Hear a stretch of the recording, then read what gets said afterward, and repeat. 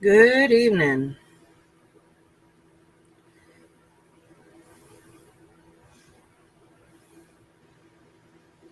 Hope you all are having a fine evening.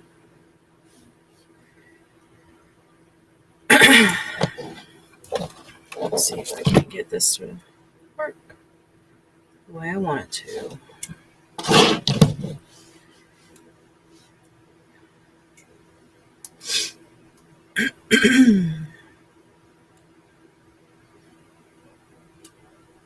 And that'll definitely keep you warm if nothing else. Hey, Paul.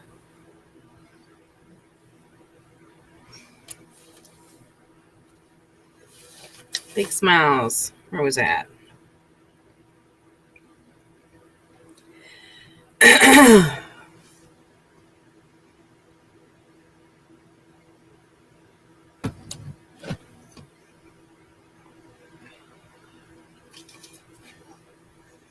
All right. Where did I do with my other phone?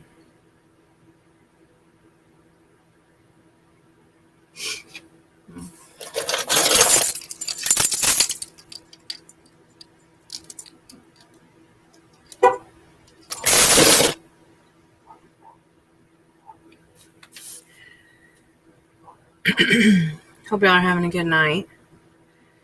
I'm going to go ahead and start where we left off yesterday. Where were we at?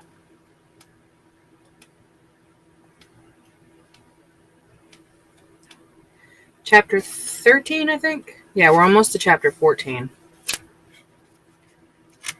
Yeah. Oh, man, we were like a page away yesterday, too. Hold on. Anyway.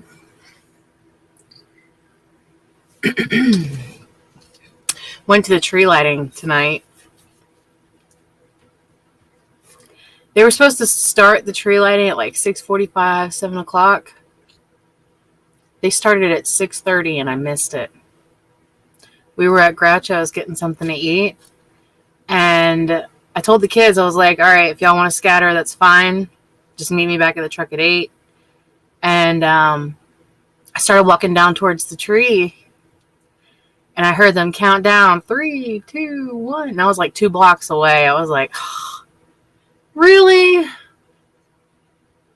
But I got to see Santa and I got to see the live band and the tree was lit up. And Santa left in a Shelby. That was pretty badass. I have a video of it. I'm going to try to figure out how to upload it to y'all because I couldn't go live. Actually, yes, I did go live on Facebook. But I'm going to have to figure out how to get it from Facebook to here. I don't know how to do that. I should have recorded it, but for some reason I felt like I didn't have enough like storage on my phone. Because like I said, it's kind of full. And I was afraid it was going to cut off like halfway through, so I just Facebook lived it. And if you guys want to check out my Facebook, you can do that to watch the tree lighting. So, and yeah, Santa sped off into the distance in a nice, pretty, shiny Shelby. Hey, Johnny Tash. Hey, I sang that song for you that you wanted me to sing. I sang it horribly, just so you know. But I did.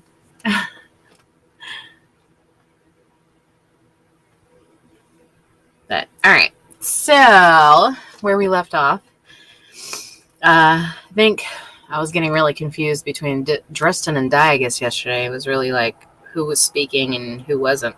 And trying to make up a Scottish accent for 2 different people in this is so hard.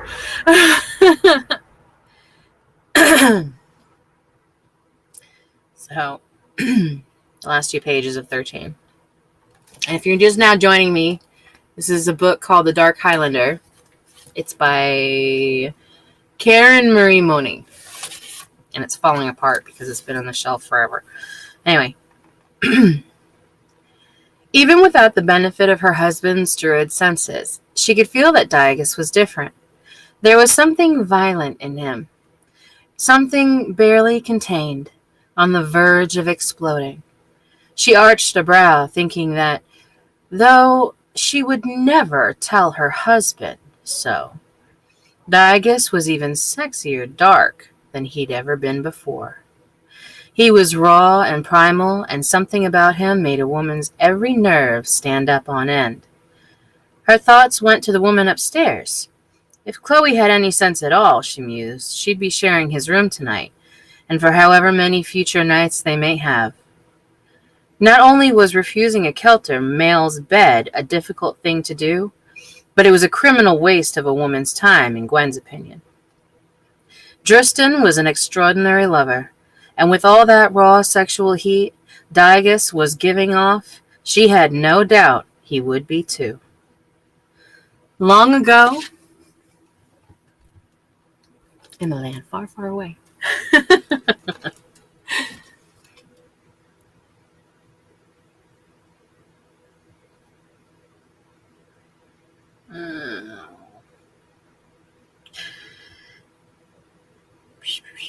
Where was I? Oh, long ago, in another century, she'd watched Digus sit on the front steps of the McKelter castle in the gloaming, staring at the night sky. I've been there before. She recognized his loneliness. She'd been lonely once too, and had made a vow to help him find a mate. It seemed he found her himself. The least she could do was help him win her. The debt she owed Digus McKelter was enormous. She tucked her bangs behind her ears, smiling faintly.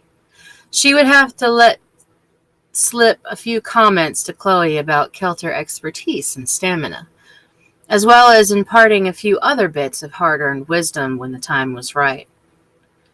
Hours later, Digus followed Justin above stairs. They had talked long into the night, and soon it would be dawn.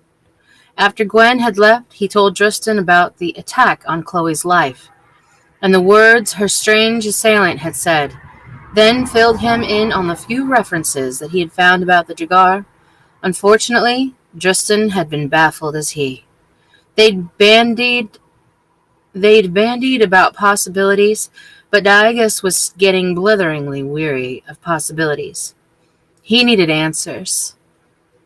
When will you be leaving? Justin said, as they reached the end of the north corridor, preparing to part for their respective chambers. Digus looked at Justin, savoring the sight of his brother alive, awake, and happy.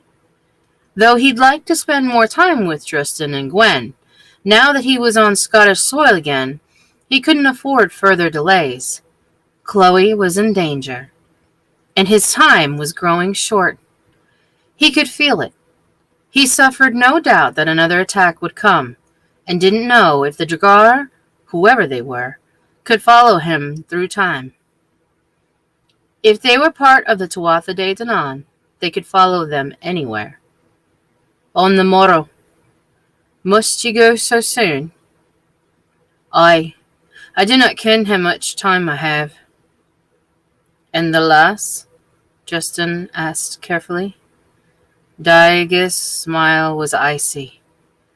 She goes where I go. Digus.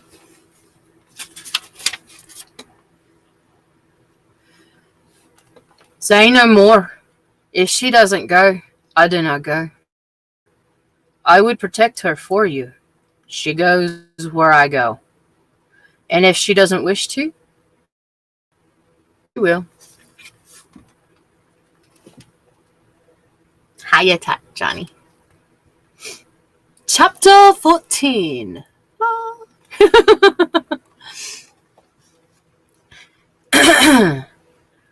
"'Tis time, Chloe, lass," Digus said. "Well, what do you mean?" Chloe asked wearily. "Time for what?" "It occurs to me that mayhap I've no made my intentions clear," Digus said with soft menace, stalking toward her. "What intentions?"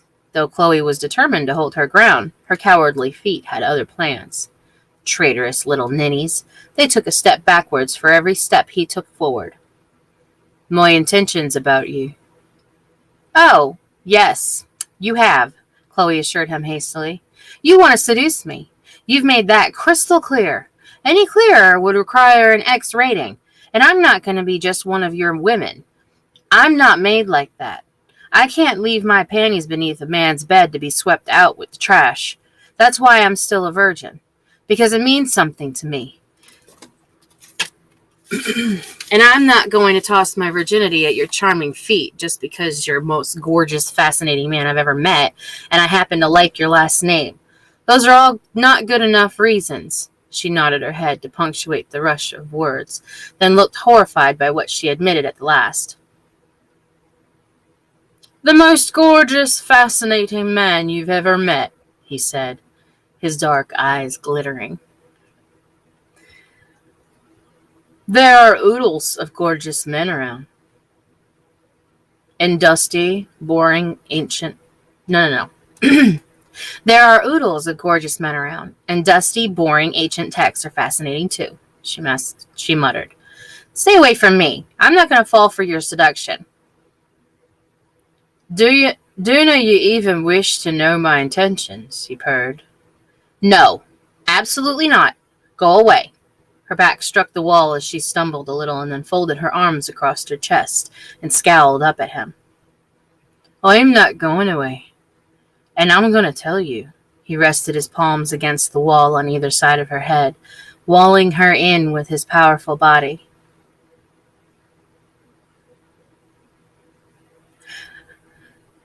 I'm waiting with bated breath. She faked a delicate yawn and examined her cuticles. Chloe lass, I'm going to keep you. Keep me my ass, she snapped. I don't agree with being kept.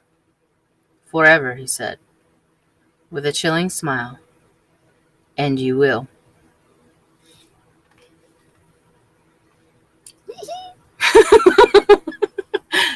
Hey, Daniel, how are you? I hope you're having a good night. I hope you're having a better night tonight than you were any other night.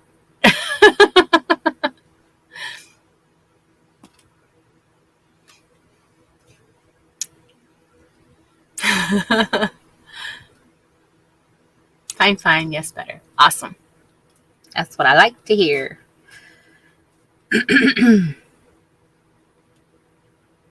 Oh, can't I just not dream about that man for one freaking night? Chloe cried, rolling over in her bed and pulling her pillow over her head. He was on her mind incessantly. When she was awake, she didn't think too much to ask to be able to escape him in her dreams. She'd even dream about him when she dozed on the airplane, and all the dreams had been so intensely detailed that they seemed almost real. In this one, she'd been able to smell a spicy man scent of him, to feel his warm breath fanning her face when he'd inform her that he was going to keep her. As if. What did her dream Diagus think? She brooded irritably. That's such a barbaric, utterly Teutonic declaration that would melt her to her toes.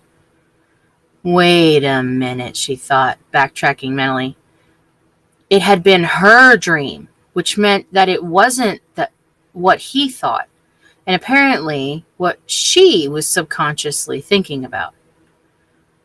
Oh, Xanders, you are so not politically correct, she thought dismally. He had melted her. She loved to hear such words from him. One teeny declaration of that sort, and she'd be stuck on him like superglue. She sat up and flung the pillow across the room in frustration. The ghoulish ghost in New York had been fascinating enough, but the glimpse of emotion she'd seen that night when he'd been reunited with his brother had made him an even more dangerously intriguing. It had been one thing to think of him as a womanizer, a man not capable of love. But she couldn't think that anymore, because she'd seen love in his eyes, love that she wanted to know more about. She'd glimpsed depths to him that she'd convinced herself that he didn't have. What had happened between the two brothers to make them so estranged? What had happened to Diagus McKelter to make him so tightly guard his emotions? Spicy men's and crusted on the zipper of his leather breeches. What the fuck? Daniel. I swear, you say like the craziest shit. That's so funny.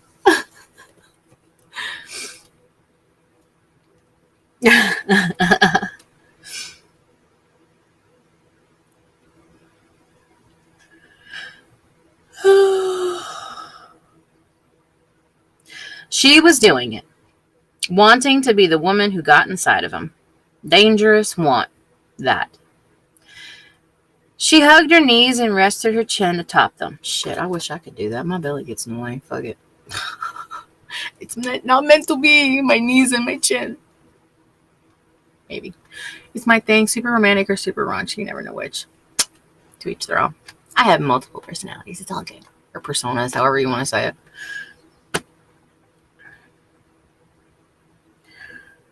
Brooding. A significant part of the blame for her dream, she thought peevishly, could be attributed to Gwen. That night, after Chloe had finished showering, Gwen had brought a dinner tray to her room. She stayed while Chloe had eaten. Hey, George. Hey, what happened to my comment? There we go. I was trying to wave you at you, George.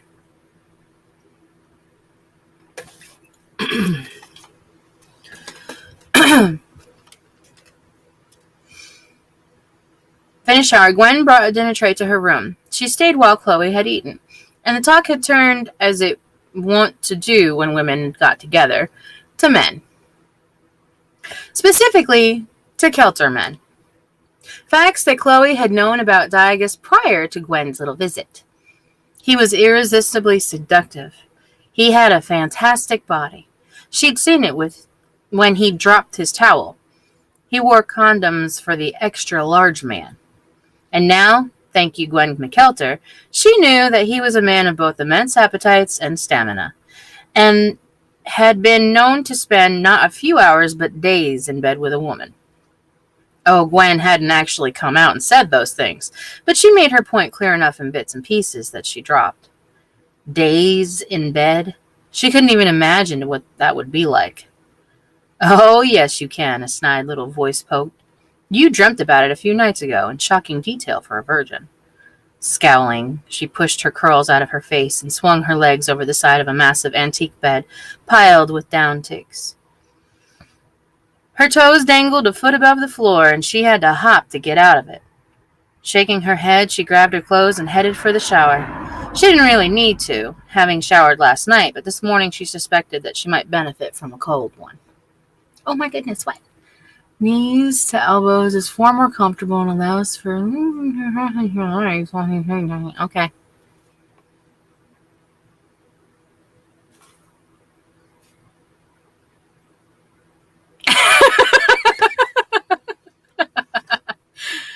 Mommy's old. She ain't as flexible as she used to be.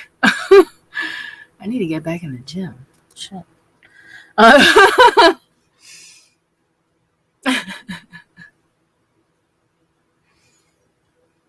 George, I hope you've been able to get back in the gym by now. I know you're dying. You're dying there. It's a little painful death. I'm sorry. I feel your pain.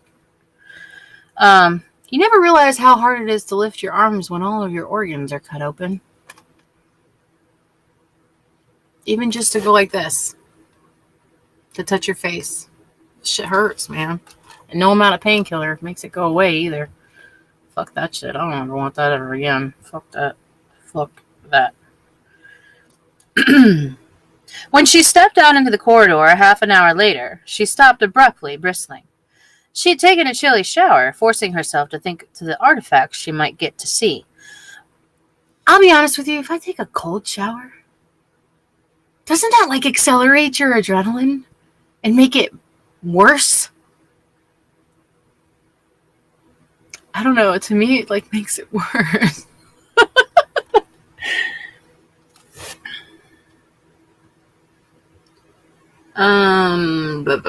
She liked to explore first. Had taken her nearly the entire half an hour to get him off of her mind. Now he was right back on it. See, I told you. What are you doing? She asked grumpily, feeling that dreaded instant surge of attraction that demanded painlessly and insistently, "Would you just jump on him and to hell with the consequences?" The man in her dreams, literally, was sitting on the floor, leaning against the door across from the corridor of hers. His long legs outstretched, his arms folded over his chest. He wore black trousers and a charcoal crew neck wool sweater stretched over his powerful torso, showcasing his perfect physique.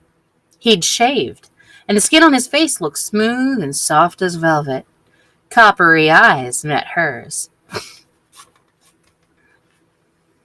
Yeah.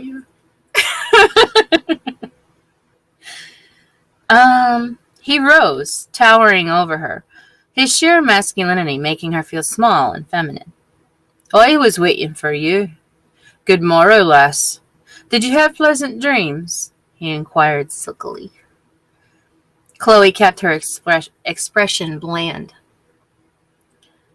He looked immensely pleased with himself this morning, and there was no way that she was letting him know that she had even one nocturnal thought about him. "I can't remember," she said, blinking guilelessly. "In fact, I slept so deeply that I don't even think I dreamt at all." "Indeed," he murmured. When he moved forward, she nearly jumped out of her skin, but he simply reached behind her and pulled the door to her bedchamber shut, then backed her against it.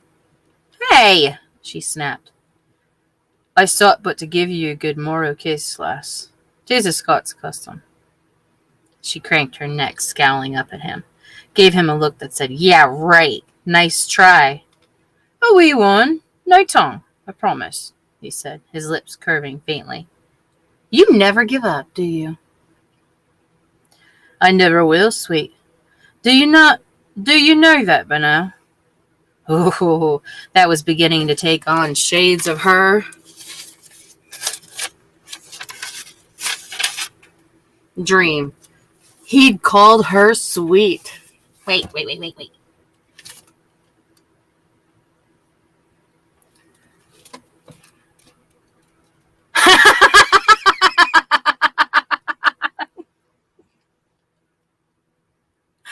For a guy, maybe it's different.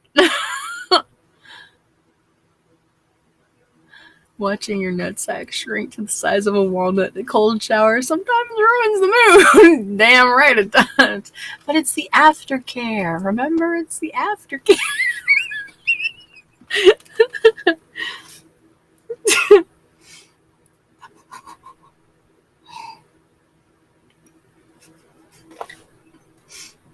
Just a little bit of torture. Just a little bit of torture. You know you like it.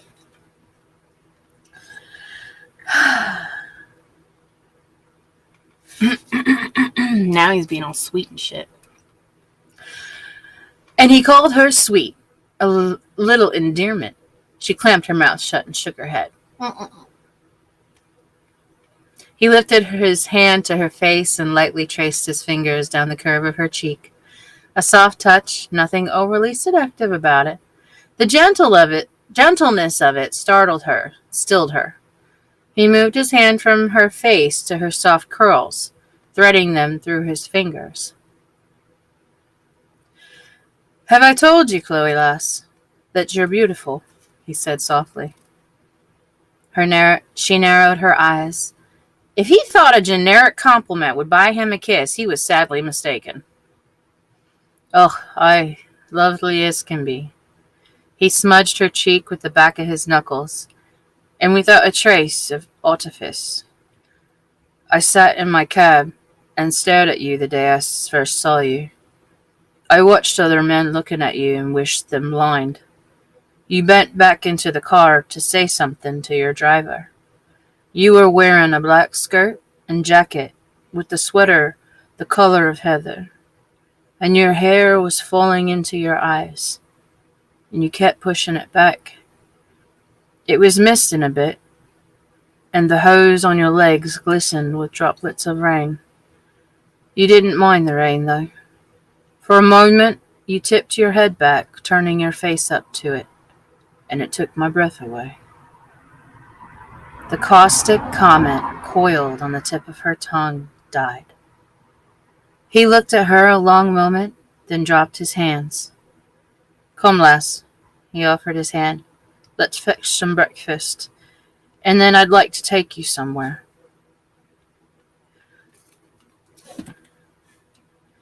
Chloe struggled for composure. The man had a way with throwing her off kilter like no one had ever known she'd ever known before. Just when she thought she knew him, he threw something unexpected at her. Where had that just come from? He remembered exactly what she had been wearing the day that they met, and it had been misting that morning, and she had briefly turned up her face to the mist. She'd always liked the rain. She cleared her throat. So, when do I get to see the texts? She hastily forced the conversation to less uncertain terrain. Soon. Very soon. Other men were watching you, and I wished them blind. She shook her head, trying to scatter his words from her mind, unable to determine what face value to place upon them. Does your brother have other artifacts too? She pressed brightly. Aye, you'll see many things before the day is through. Really? Like what? He smiled faintly at her eagerness and caught her hands in his. Do you know how I know when you're excited about something? Chloe shook her head. Your fingers start to curl as if you're imagined touching whatever it is you're thinking about. Ooh, this guy's good. I sat in my cabin saying you were wearing a black skirt and I had pushed my kilt to the side. I paid the driver for a steam clean and slapped soundly that.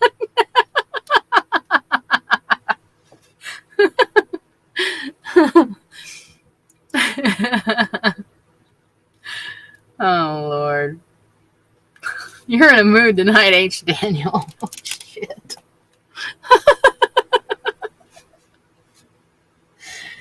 What is it about moving the kilt to the side? That's in both books now. What the fuck? Apparently I am.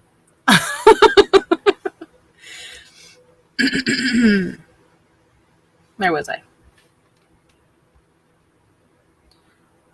She blushed. She hadn't known that he was so transparent. Oh, lass, 'tis charming. Do you recall that I said that I could show you Scotland like no man ever could? She nodded. Well, this afternoon, lass, he said with a strangely wry in his voice. I'll be making good on that promise.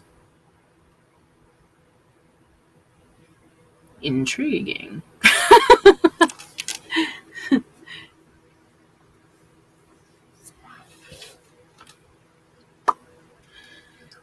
Some distance from the castle in which Chloe and Diagus were currently breakfasting, a man leaned back against the side of a nondescript rental car, talking quietly on the phone. I haven't had the opportunity to get close, Trevor was telling Simon, but it's only a matter of time. Flip the page. Oh, no. Drop the book. Don't drop the book. You were supposed to take care of her before they left London. Simon's voice was faint on the cell phone, yet still rang with implicable authority. I couldn't get near her. The man is constantly on guard. What makes you think you can get close on Kelter ground? He'll drop his guard eventually, if only for a few minutes. Just give me a few more days. It's too risky. It's too risky not to. He has an emotional bond with her. We need his ties gone. You said so yourself, Simon. 48 hours. Ring me every 6. Then I want you out of there. I'm not willing to run the risk that one of our order is taken alive. He must know nothing about the prophecy. With a soft murmur of assent, Trevor hung up. I last map of Scotland and my nuts are cold in the winter. You can trace the shoreline. I like that song.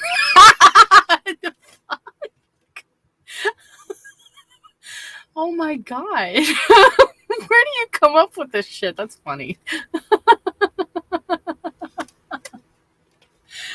Oh, I've been drinking too much today. All right. Chapter 15. Nathaniel Hilton, how are you this evening? Hope you're having a fine night. Fine Thursday.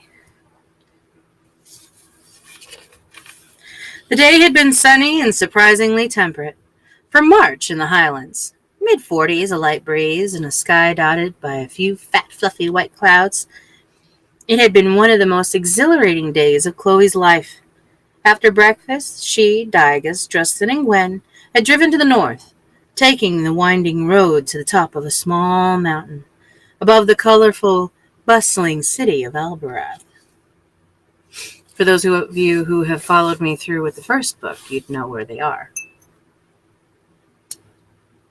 Just saying.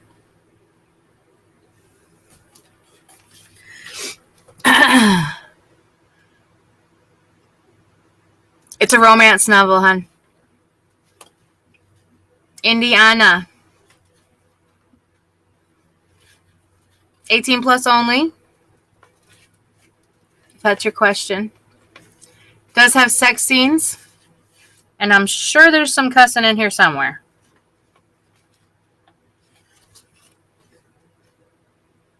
And if not, then probably I will be.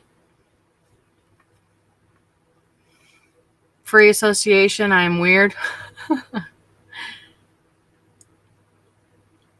But if this isn't your thing, that's fine, honey.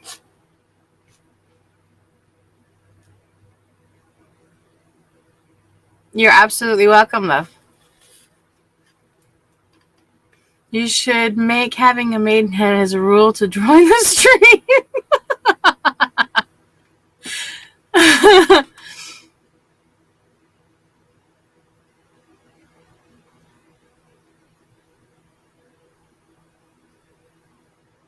I don't even think anybody knows what a maidenhead is unless they've been watching my streams, to be honest with you. And if you don't know what a maidenhead is, go ahead and look it up. All right.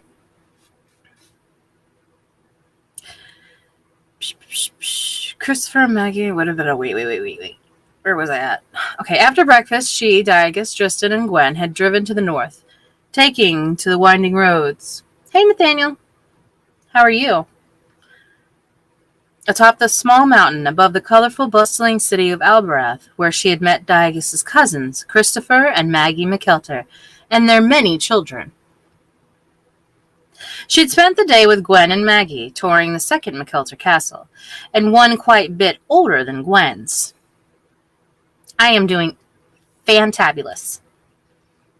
She had seen artifacts that Tom would have blithely committed felonies to acquire. Ancient texts sealed in protective cases, weapons and armors from too many different centuries to count, rune stones scattered casually about the gardens. She toured the portrait gallery lining the great hall, a painted history of centuries of the McKelter clan, and what a wonder to know what such roots. She'd brushed her fingertips to tapestries that should be in museums, furniture that belonged under much tighter security than she'd been able to see on the grounds. Though she'd inquired repeatedly and rather anxiously about their anti-theft system, which seemed criminally non-existent, she'd gotten nothing but reassuring smiles, forcing her to conclude that none of the McKelters bothered to lock things up. The castle itself was an artifact, meticulously preserved and protected from time's gentle erosion. She'd wandered through the day in a dreamy kind of stupefaction. Now she stood on the front steps of a castle and with Gwen in the rosy early evening light. The sun was resting on the horizon, and tendrils of mist were wisping up from the ground. She could see for miles from her perch on the wide stone stairs, past the sparkling, many-tiered fountain, out over the valley where the lights of Alberath were nudging back an encroaching twilight. She could imagine how glorious the Highlands would be in the spring, or better yet, full bloom of late summer. She wondered if she might find some way to still be there by then. Maybe after her month with Diagus, she mused, she would stay in Scotland indefinitely. Her gaze skimmed the front lawn, coming to rest on a gorgeous dark man who turned her world so completely upside down in just under a week.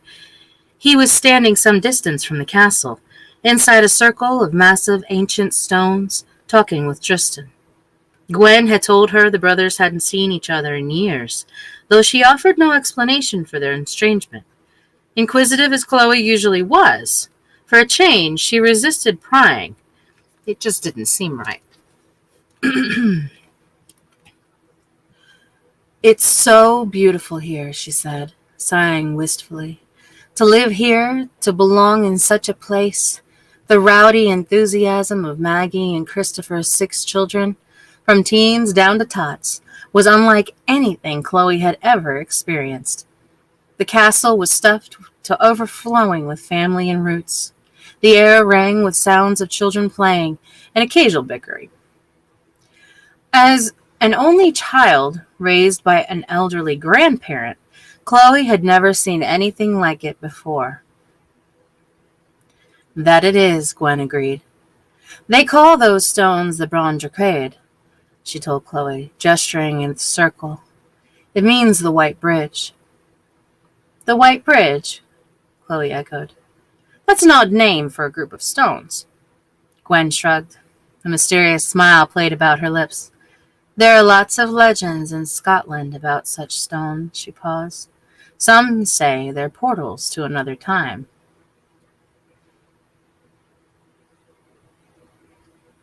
If they don't know what a maidenhead is, they certainly don't know what a merkin ball is. Well, I don't know what a merkin ball is, and I don't even know if I want you to answer that question.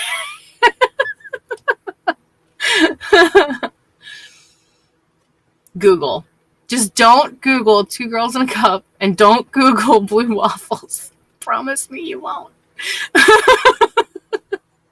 And there was another one too, and I can't remember what it was. Rosebud. My eyes just like popped out of my head when I seen that shit. I was like, what the fuck? Oh my God. A friend of mine says to me, come here, look at this. And I'm thinking it's like a cool car, you know, like pretty landscape, like, I don't know. Shows me a fucking video of that shit.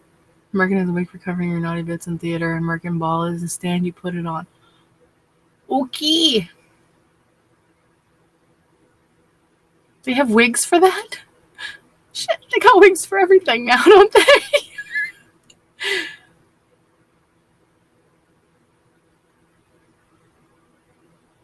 How do you know this stuff? As a spicy man said. Oh my God, it's horrible. Horrible. Horrible. Oh, and back in the day, they didn't wash. Ooh. They didn't wash anything. It was a sin to wash things. Plus, it was like only the rich were allowed to have soaps and stuff, but even then they didn't use them. They used ammonia to keep the bugs away. They'd hang their clothes over buckets of urine. Pearl Jam had an album called Merkin Ball, and it caused something of an uproar. I mean, nowadays, everything has some form of uproar. Anyway. Where was I? Portals to another time. I read a romance novel like that once. You read romance novels? Gwen exclaimed delightedly. The next few moments were filled with a hasty comparison of favorite titles, female bonding, and recommendations. I knew I liked you, Gwen beamed. When you were talking earlier about the history of all those artifacts, I was afraid you might be the stuffy literature type. Nothing against literary novels, she added hastily. But if I want to get all existential and depressed, I'll pick a fight with my husband or watch CNN. Oh!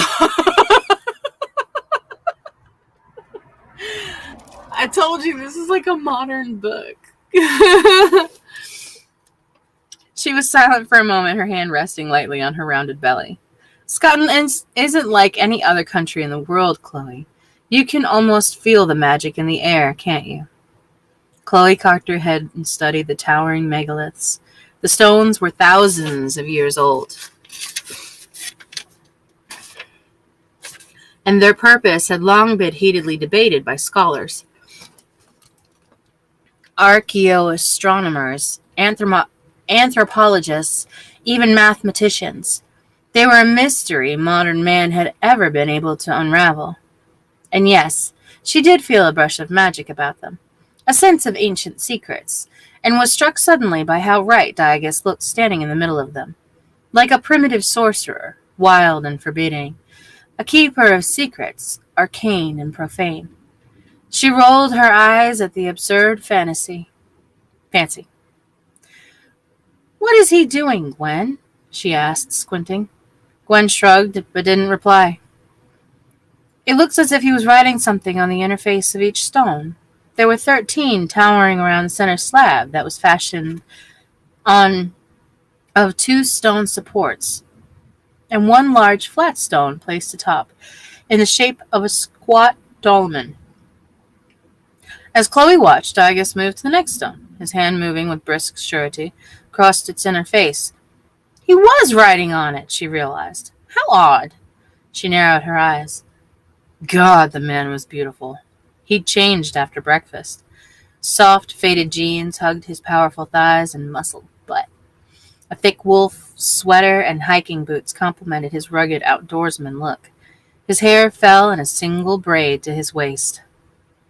"I'm going to keep you forever," her dream Diagus had said. "You've got it bad, Xanders," she reluctantly acknowledged with a little sigh. "You have feelings for him," Gwen murmured, jarring her. Chloe paled. "Is it that obvious?" "To someone who knows what to look for, I've never seen him look at a woman the way he looks at you, Chloe."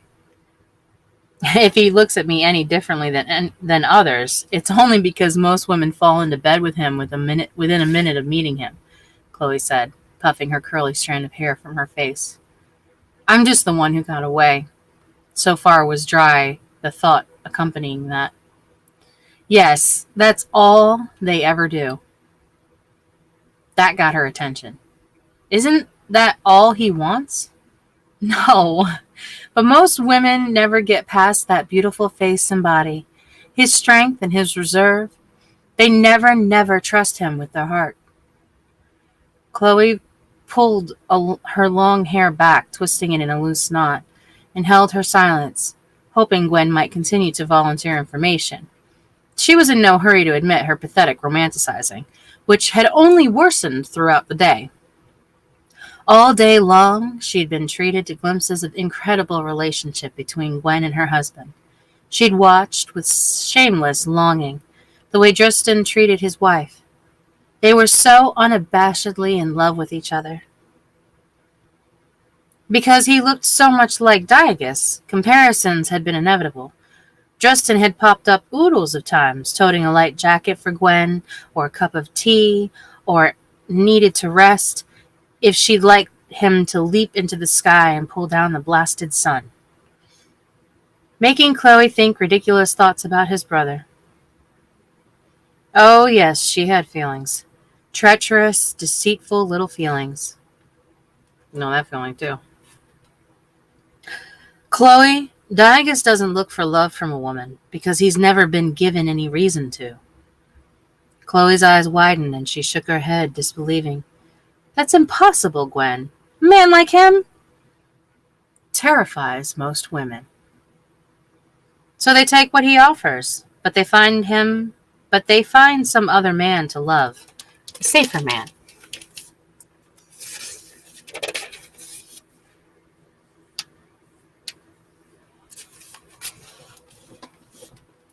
"Safer man that they feel more in control with. Is he doing the same thing to you? I thought you were smarter than that."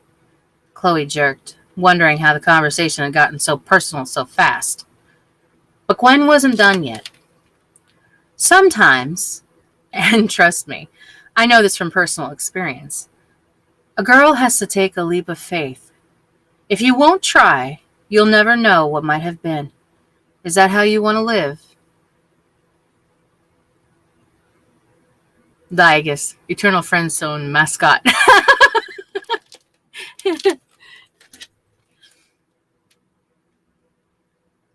But I just don't see you like that. Then fucking squint.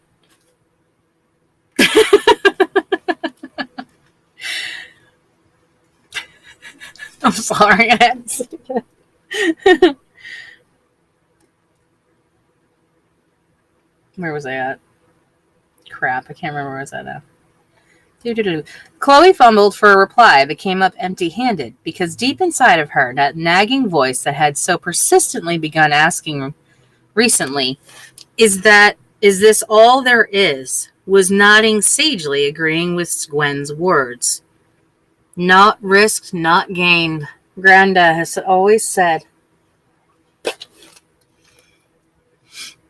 When had she forgotten that? Chloe wondered, staring at the ancient stones. When she was 19 and Granda died, leaving her alone in the world? As she stood there atop the McKelters mountain in the falling twilight, Chloe was suddenly back in Kansas again, in the silent cemetery, after all their friends had gone, weeping at the foot of his grave, uncertain, poised on the brink of adulthood, with no one to help her make decisions and choose her way. She'd suffered the comforting delusion that he would live forever, not die at a mere 73 from a stroke. She had gone away to college, never imagining that he wouldn't always be there, at home, puttering around in his garden, waiting for her. The phone call came during final weeks of her sophomore year. She'd just liked to talk to him on the phone a few days before. She'd just talked to him on the phone a few days before. One day he was there, and the next day he was gone. She hadn't even gotten to say goodbye. Same as her parents. Couldn't anyone die a slow death from some disease? She felt like wailing. Painlessly, of course, and she'd not wished a painful death on anyone. And give her a damn sense of closure? Did they have to just go away? 1 minute, smiling and alive, and the next, still and silent and forever lost. There were so many things that she hadn't got to say to him before he left. He'd seemed so fragile in his coffin, her robust, temperamental Scot, who always seemed invincible to her. Was that when she'd begun playing things safe? Because she felt like a turtle without a shell, fragile and exposed, unwilling to love and lose again? Oh, she had not decided such a thing consciously. But she had gone back to college and buried herself in a double major, then a master's. Without even thinking, she kept herself too busy to get involved. She blinked. The grief was still raw, as if she'd never faced it, only pushed it to a dark corner, blocking it. It occurred to her that maybe a person couldn't shut out one emotion, such as grief, without losing touch with all of them. By shutting out pain, refusing to face it, had she missed innumerable chances to love. Chloe glanced at Gwen searchingly. Sounds like you're encouraging me. I am. He's going to ask something of you. The mere fact that he's going to ask it speaks more than any words could of how he feels about you. What is he going to ask me? You'll know soon enough. Gwen paused and sighed heavily as if she were having heated internal debate with herself. Then she said, Chloe, Justin and Diegus come from a world that's hard for girls like us to understand. A world that, it may initially seem impossible, is firmly grounded in reality. Just because science can't explain something doesn't mean that it is any less real. I am a scientist, and I know what I'm talking about. I've seen things that defy my understanding of physics. They're good men, the best. Keep an open mind and heart, because I can tell you one thing for sure. When these Kelters love, they love completely and forever.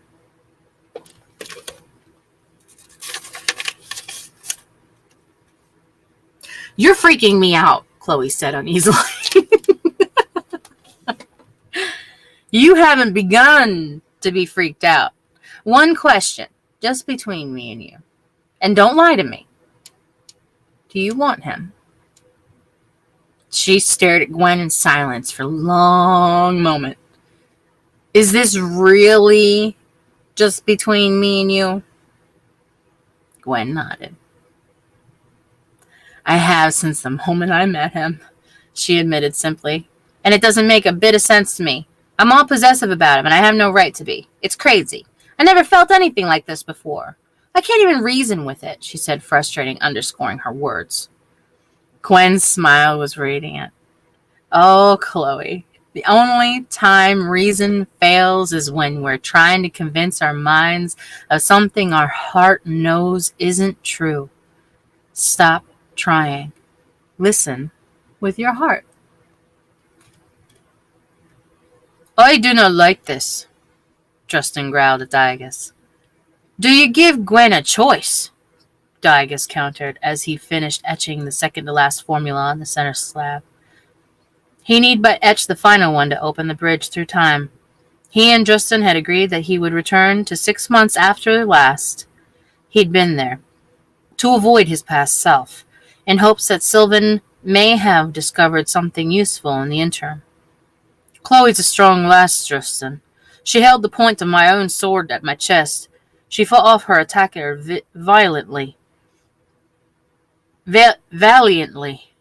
She chose to come to Scotland with me. Though sometimes she hesitates. She fears nothing. And she's smart. She speaks many languages. She knows the old myths, and she loves artifacts. I'm about to take her to them. If for naught else, she'll forgive me for that, he added dryly. Oh, aye, she would. He could put text in her hands that would make her weep with joy of a true bibliophile and guardian of relics. They shared that. Her chosen profession was to preserve the old things, and she hadn't been satisfied with merely preserving. She studied it all, much as he had his role as Celter Druid. Gwen knew what I was. But she didn't believe you, Diogus reminded. She thought you were mad. Yes, but no buts. If you hurt your waist a moment, you'd hear what I intend to give her a choice. You do? I'm not entirely without scruples, was his mocking reply. You're going to tell her, Diogus shrugged. I said I'd give her a choice. The honorable thing would be to tell her. Diogus's head whipped up and his eyes sparkled dangerously. I do not have the time to tell her, he hissed. I do not have the time to try to convince her, or help her understand. Silvery gaze warred with copper. You do realize that once you take her through, she's going to know that you're a druid, Diogus. You'll no longer be able to pretend you're not but a man. I'll deal with it. She knows there's something not quite right with me. But what if she... Justin trailed off, but Diogus knew he'd been about the voice of fear, and that he'd been forced to face when he sent Gwen back. What if she runs screaming from me, cries pagan sorcerer, and hates me?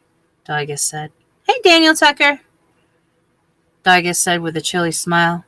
'Tis my worry, not yours. Diogus. Justin, I need her. I need her. Justin stared at the scarce concealed despair in his brother's eyes, and a sudden flash of insight. Diogus was walking on a razor's edge, and he knew it. Thank you.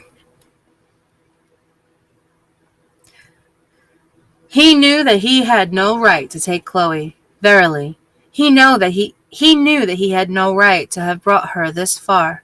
But were Diogus to give up on those things that he wanted, to accept that, because he was dark, he had no promise of a future, no true rights to anything, he would have nothing left to live for. There would be nothing to keep him fighting another day. And which would win then?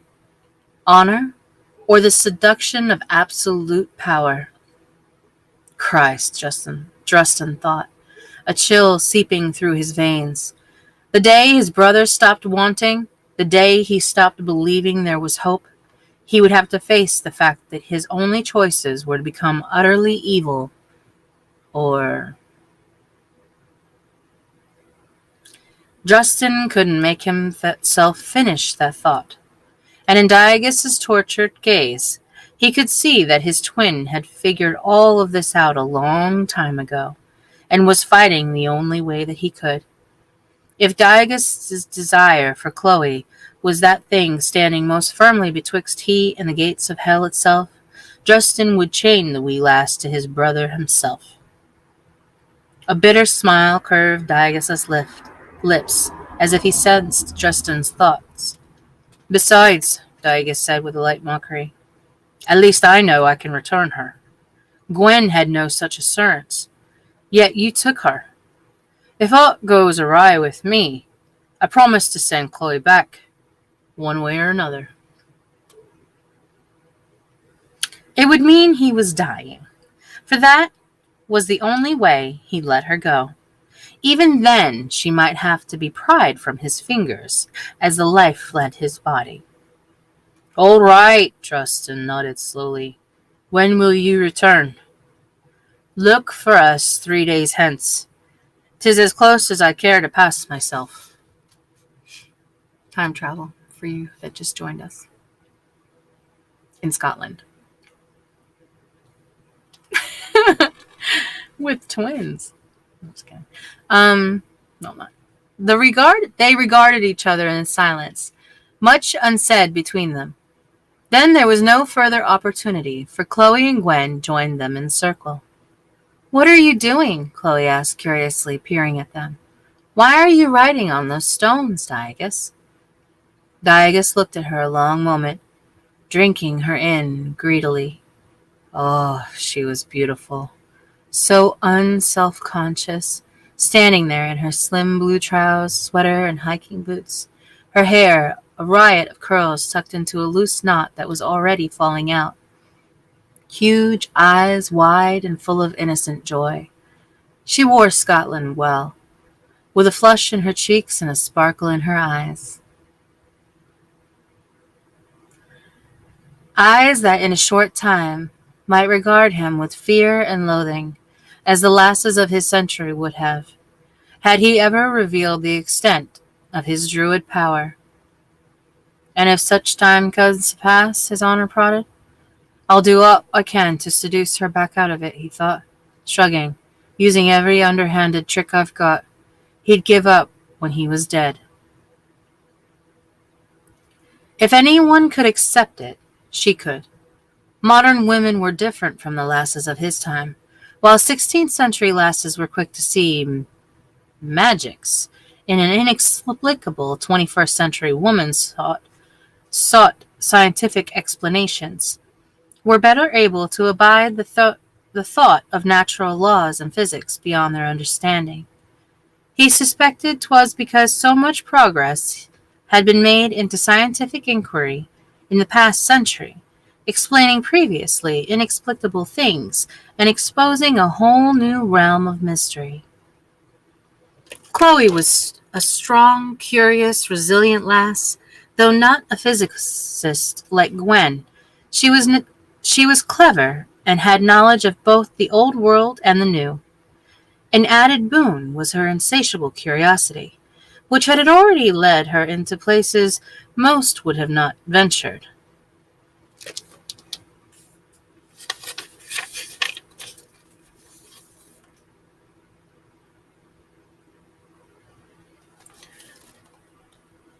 Look for us 3 days hence. Know of our approach when you sent my spicy man mask on the east wind.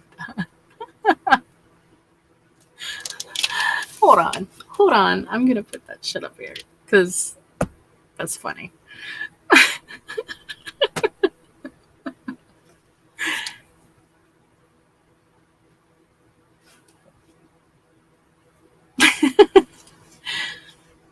Anyway. Now I can't remember where I was.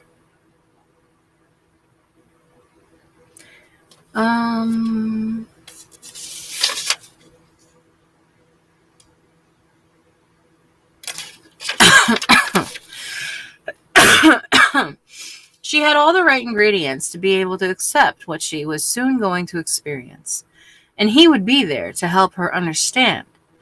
If he knew Chloe half as well as he thought he did, once she recovered from shock, which takes a long time, by the way,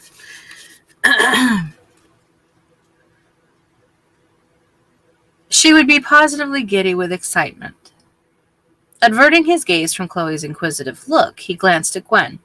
"Be well, lass," he said. He hugged her, then Justin, and stepped away. "What's going on? Why are you saying goodbye to Gwen and Justin? Aren't we staying here to work on his books?" When Diagus didn't answer, she looked at Gwen, but Gwen and Justin had turned and were walking out of the circle. She looked back at Diagus. He extended his hand to her. "I have to leave, Chloe, lass." "What? What on earth are you talking about? There's no car nearby. Leave? How? For where? Without her?" He'd said I have to leave, not we. Her chest felt suddenly tight. "Will you come with me?" The tightness eased a bit, but confusion still reigned. I don't understand," Chloe sputtered. "Where?" "I can't tell you where. I have to show you." "That's the most ridiculous thing I've ever heard," she protested. "Oh, no, lass. Give me a bit more time and you'll not think it so," he said lightly. But his eyes weren't light. They were intense and... "Listen with your heart," Gwen said. Chloe drew a deep breath and exhaled slowly. She forced herself to push her preconceptions aside and tried looking with her heart. And she saw it, there in his eyes. The pain she'd glimpsed on the plane and had told herself wasn't really there. More than pain. A brutal, unceasing despair. He was waiting, one strong hand outstretched. She had no idea what he was doing or where he thought he was going. He was asking her to say yes without knowing. He was asking for that leap of faith Gwen had warned her about. For a second time in less than 48 hours, the man was asking her to throw all caution to the wind and leap with him, trusting that he wouldn't let her fall.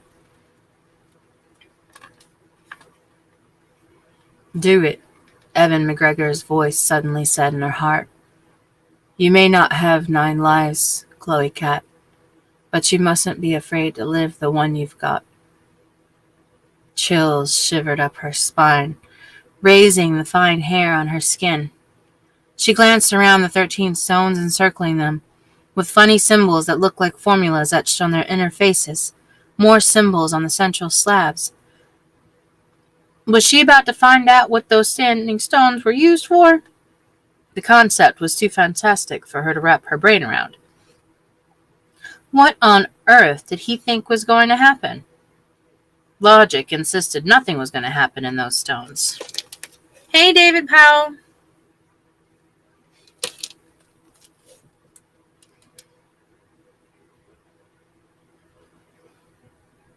Curiosity was proposing quite persuasively that if something did, she'd have to be a fool to miss it. She blew out a gusty sigh. What was one more plunge anyway, she thought with a mental shrug. She'd already been so completely derailed from the normal track of her life that she didn't get too worked up at the prospect of another loopy turn. And frankly, the ride had never been so fascinating. Drawing herself up to a full height, squaring both her shoulders and her resolve, she turned back to Diagus and slipped her hand into his. Notching her chin up, she met his gaze and said, "Fine. Let's go.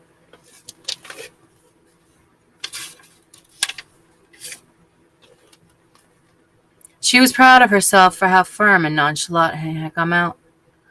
His eyes flared. You'll come, without knowing where I'm taking you. If you think that I've come this far to be dumped along the wayside, you don't know me very well, McKelter, she said lightly, seeking strength and levity. The moment was simply too tense. I am the woman who snooped beneath your bed, remember? I'm a slave to my curiosity. If you're going somewhere, I am too. I'm not getting away. You're not getting away from me yet. God, had she really said that? That sounds like you're telling me you plan to keep me, lass. His eyes narrowed and he went very still. Chloe caught her breath.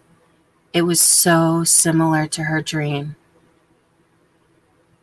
He smiled then, a slow smile that caused tiny lines about his eyes to crinkle, and for a moment, something danced within the coppery depths, something younger and free and breathtakingly beautiful. I'm yours for the asking, sweet. She forgot how to breathe for a moment. Then his eyes went cool again, and abruptly he turned back towards the center slab and wrote a series of symbols. Hold my hand and do not let go. Keep him safe, Chloe, Gwen shouted as a sudden fierce wind kicked up through the stones, scattering dried leaves and swirling eddies of mist. Safe from what? Chloe wondered. Then she wondered no more, because suddenly the stones had begun spinning in a circle around her. That was not possible. And even while she was arguing with herself over what was and what was not possible, she lost the ground and was upside down or something, and then she lost the sky too. Grass and twilight swirled together, speckled by a mad rush of stars. The wind soared to a deafening howl, and suddenly she was different, somehow. She glanced wildly about for Justin and Gwen, but they were gone, and she could see nothing at all, not even Digus.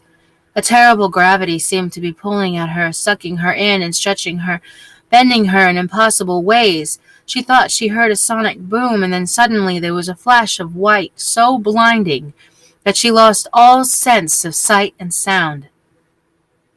She could no longer feel Digus's hand. She could no longer feel her own hand. She tried to open her mouth and scream, but she had no mouth to open. The white grew ever more intense, and though there was no longer any sense of motion, she felt nauseating vertigo. There was no sound, but the silence itself seemed to have a crushing substance.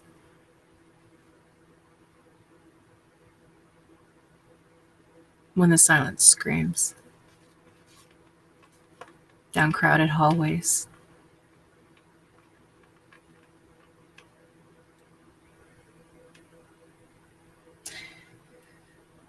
Just when she was certain she couldn't endure it one more instant, the white was gone so abrupt that the blackness slammed her into her with all the force of a Mack truck. Then there was feeling in her body again, and she wasn't thrilled to have it back. Her mouth was dry as a desert. Her head felt swollen and oversized, and she was pretty sure she was about to throw up. Oh, Xander, she chided herself weakly. I think this was a little bit more than another loopy turn. Chloe stumbled and collapsed to the ice-covered ground.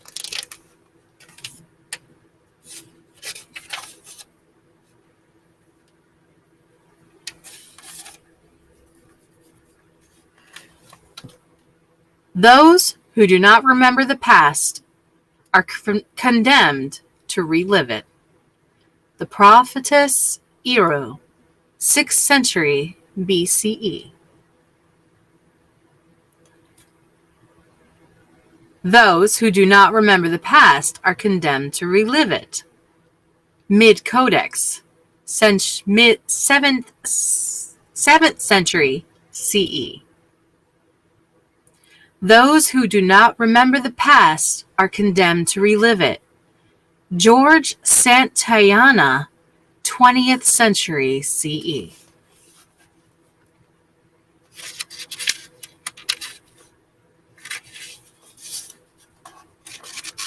Stop getting rid of the past. Stop trying to delete the history.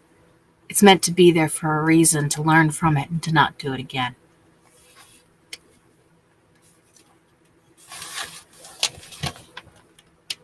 Chapter 16. July 24th, 1522.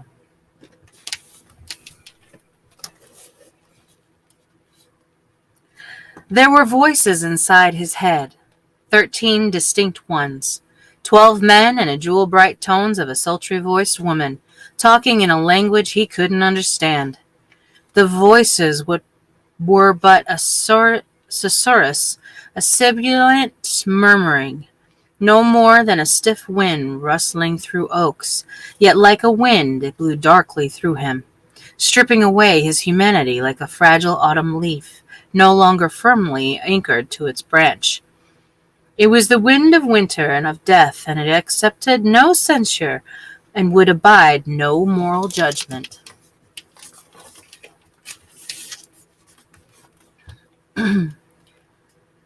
There was only hunger.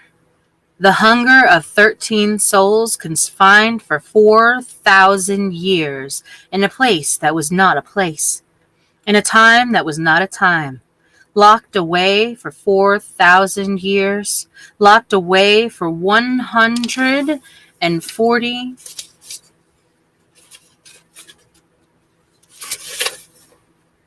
6,000,000 days, for 3.5 billion hours. And if that was not eternity, what was?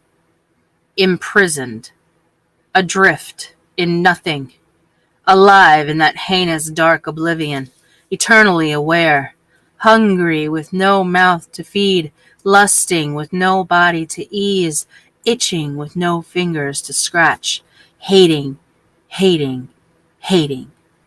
A seething mass of raw power, unsated for millennia, and then they felt, so Diagus felt too, lost in the darkness.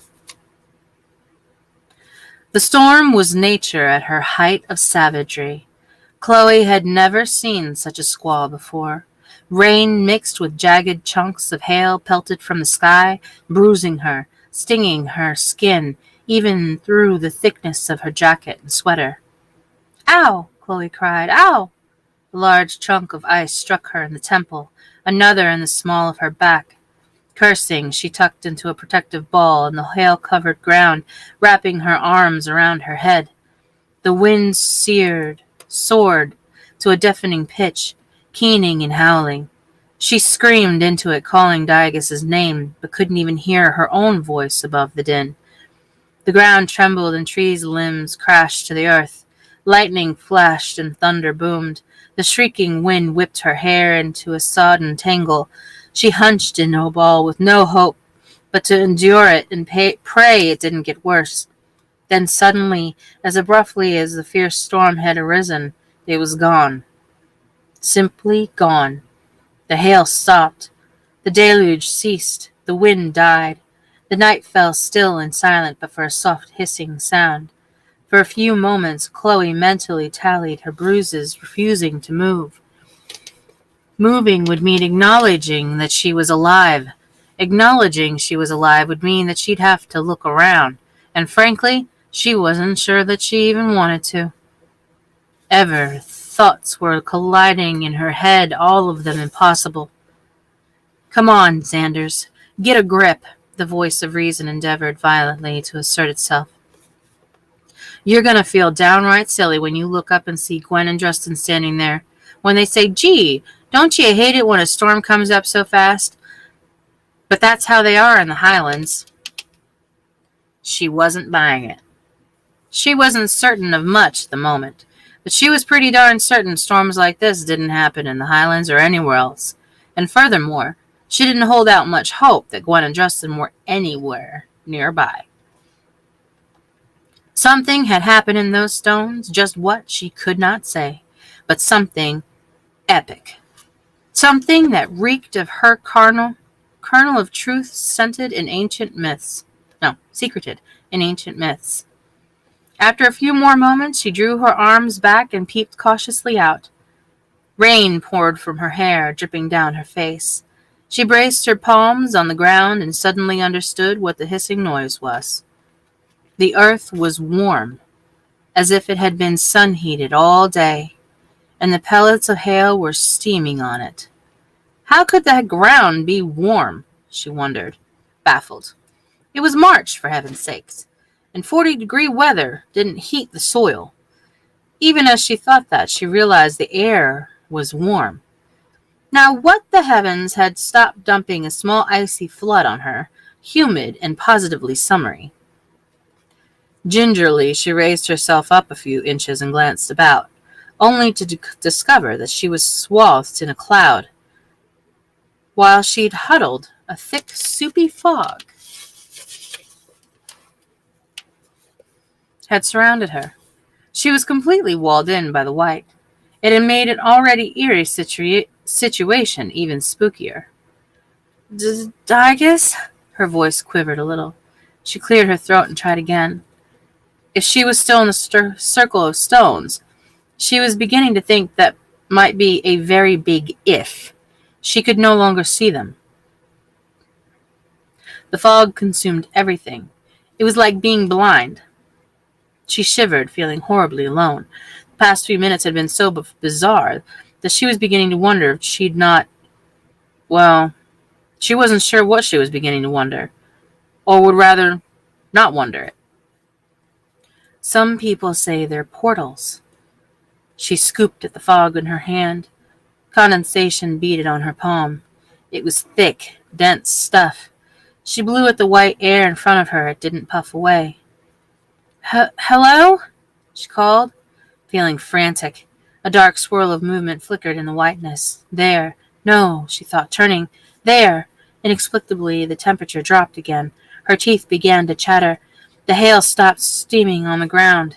She sat back on her knees, drenched to the bone, shivering and waiting nervously, half expecting something awful to leap out at her. Just when her frayed nerves were about to snap, Digus glided out of the fog, or rather, one moment he wasn't there, and then he materialized in front of her.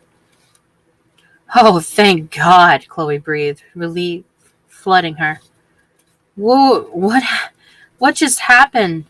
Was what she was trying to say, but the words died in her throat as he moved near her. He was Digus, but somehow not Digus. As he moved, the fog swirled away from him like something out of a creepy science fiction movie. Against the whiteness, he was great, hulking, dark shape. The expression on his chiseled features was as cold as the ice upon which she knelt. She shook her head once, twice, trying to scatter the idiotic illusion, blinked several times. He's almost inhumanly beautiful, she thought, staring.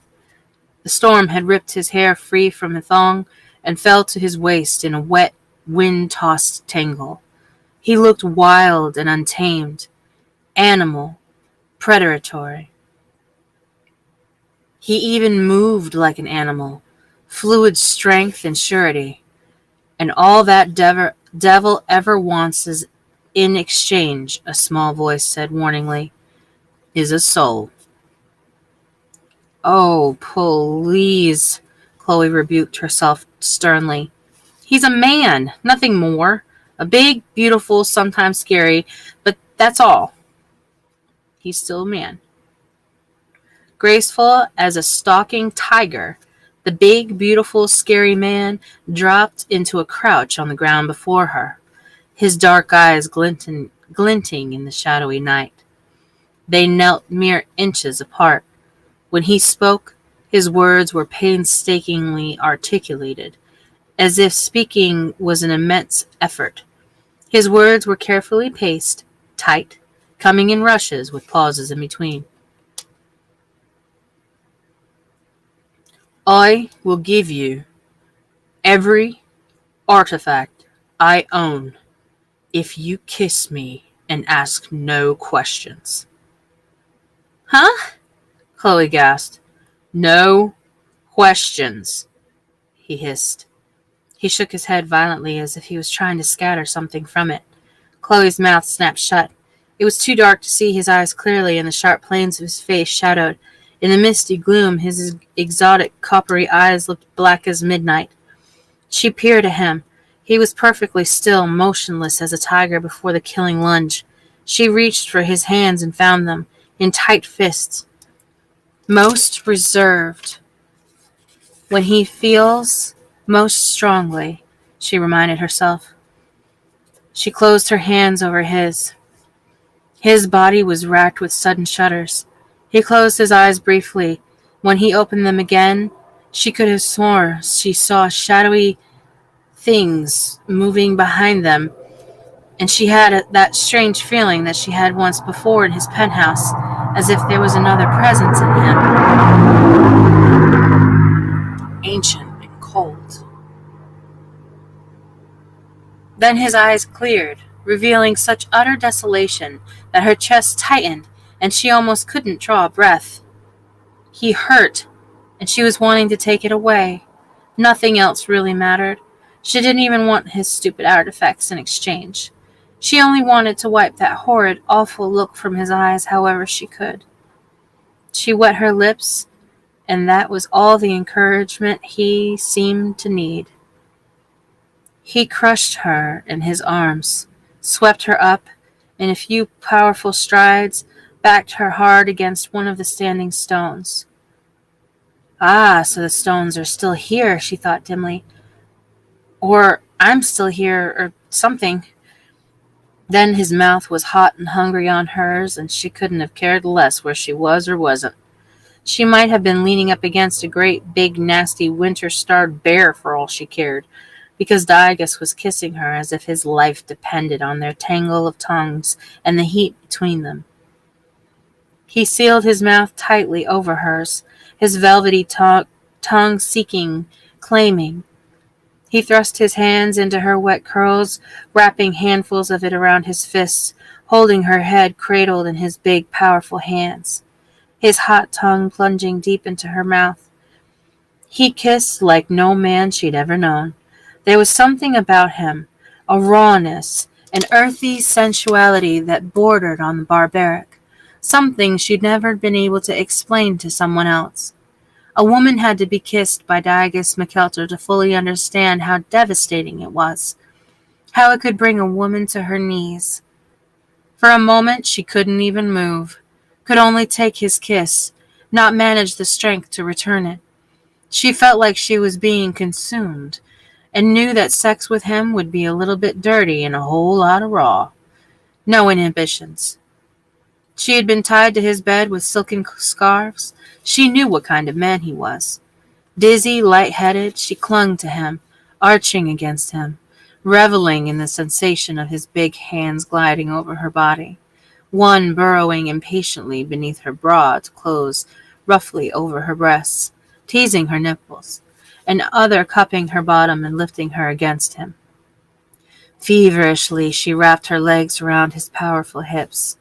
She was so aroused that she throbbed, aching and empty. She whimpered into his mouth when he shifted that last bit, fitting them together so the hard ridge of him was cradled in her yielding heat. Oh, finally. After denying herself, refusing to even let herself think about it, he was there, trapped snugly in the V of her thighs. Huge, hot man. He braced her back against the stone again, grinding himself against her, diving her into an erotic frenzy. Tangling her fingers in his thick, silky hair, she strained against him, arching forward each time he thrust, meeting him. His lips were locked to hers, his tongue deep in her mouth. She was delirious with need. Her defenses had not merely dropped. They toppled, and she wanted, shamelessly, everything, all that he'd been teasing her with for so long now. As if he'd read her thoughts, He captured one of her hands in his and guided it between them, pressing her palm on the hard ridge of his jeans. And she gasped.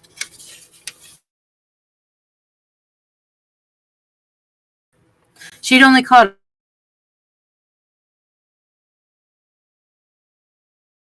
in his incriminating condoms. It wasn't going to be easy to take him, she thought, with a dark, erotic shiver. Everything about him was too much man, and it exhilarated her, seduced her into finally acknowledging her most private fantasies. By his sheer nature, he was the answer to all of them. Dark, dominant, dangerous man. She touched him frantically, trying to shape her fingers over him through his jeans, but the damn things were too constricting, strained by his heavy bulge. She gave a small whimper of frustration, and growling savagely, he shifted her in his arms, bracing her against the stones, holding her with one arm, though roughly unfastening his jeans. Chloe panted, her eyes wide, watching his beautiful dark face taut with lust while he freed himself. She wanted, needed, was beyond thinking about it anymore. The intensity of the attraction between them was mind-numbing. When he was pushing the hot, thick hardness of himself into her hand, she couldn't close her hand around it. Oh my. Her breath hitched in her throat, and she dropped her head forward against his chest. There was no way. You can take me, lass. He cradled her jaw with his palm and forced her back up against for more urgent, heated kisses. He closed his hand over hers, moving it along his thick erection. She whimpered, wishing her jeans would just melt away so she could take him inside of her. Do you need me, Chloe? He demanded. I'd say she does, but I do not think 'tis either the time or place, a dry voice cut through the briskly. Digus stiffened against her with a savage oath. Chloe made a sound that was half startlement, half sob. No, no, no, no, no, she wanted to scream. I can't stop now! Never in her life had she wanted so desperately. She wished that whoever had spoken would simply disappear. She hadn't wanted to come back to reality, didn't want to think about the consequences of what she was about to do, didn't want to return the myriad questions she would have to face about Digus, about her whereabouts, about herself. They froze in that intimate moment for what felt like a miserable eternity, when Digus shuddered and with a hand beneath her bottom, leaned her against the stone and dislodged her hand. She had a hard time making herself let go, and that waged a short, silent, silly little battle that he won, which she reluctantly conceded was probably only fair since it was part of his body. He stood still, inhaling measured breaths, then lowered her to the ground. It took him several minutes to refasten his jeans. Dropping a dark head forward, lips to her ears, he said in a burr thickened by desire, There'll be no taking this back, lass. Do not even think you'll be telling me later that you will not have me. You will have me. Then abruptly, wrapping one strong arm around her waist, he turned them both to greet the intruder. Still dizzy and breathless with desire, it took Chloe a few moments to focus. And when she did, she was startled to discover that the fog had vanished as suddenly as the storm, leaving the night bathed in pearled luminous by a fat moon hovering just beyond the mighty oaks that towered around the circle of stones. She refused to dwell on the fact that a short time ago there had been no oaks around that circle of stones, only a vast expanse of manicured lawn. If she'd thought about it too long, she might start to feel sick in her stomach again. So she concentrated instead on the tall, elderly man with shoulder-length snowy white hair, clad in a long blue robe, who stood about a dozen paces away, his narrow back to them. You can turn around now, Digus barked at him. I was but ceding you what privacy I could, the man muttered defensively, his posture rigid. Had you wished to cede me privacy, you would have steered yourself right back into the castle, old man. Aye, the man snapped back. You could often disappear again. I think not. I lost you once. I won't not be losing you again. With that, the elderly man turned around to face them, and Chloe's eyes widened in astonishment. She'd seen him somewhere before, but where? Oh, no. As quickly as it occurred to her, she denied it, shaking her head. Earlier in the day, in the portrait gallery of Maggie McKelter's castle, she had seen several portraits of him displayed in a section where half a dozen other paintings around him had been removed, leaving great dark spots on the wall. That was part of what had drawn her eye to them. Maggie had told her that the others from a particular century, the 1500s, had been taken down and sent out to be restored.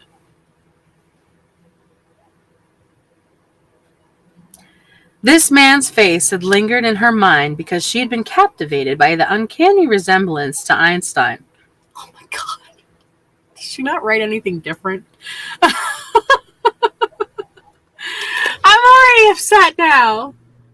Maggie McKelter's come enjoy your kill and have your haggis gobbles. So stupid.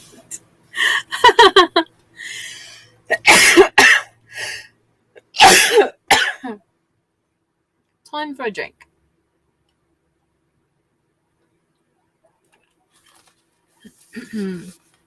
I know I'm like, you can see like the top of my head, that's about it. Which, I mean, for y'all might not be a bad view.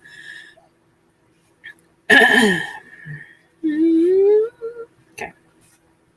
With his snowy hair, rich brown eyes feathered by fine lines, and deep grooves bracketing his mouth, man looked unnervingly like the great theoretical physicist, albeit with a slightly wizardish cast. Even Gwen had agreed that with a sunny smile when Chloe had remarked upon it. Who is that? Chloe stammered to Diogus.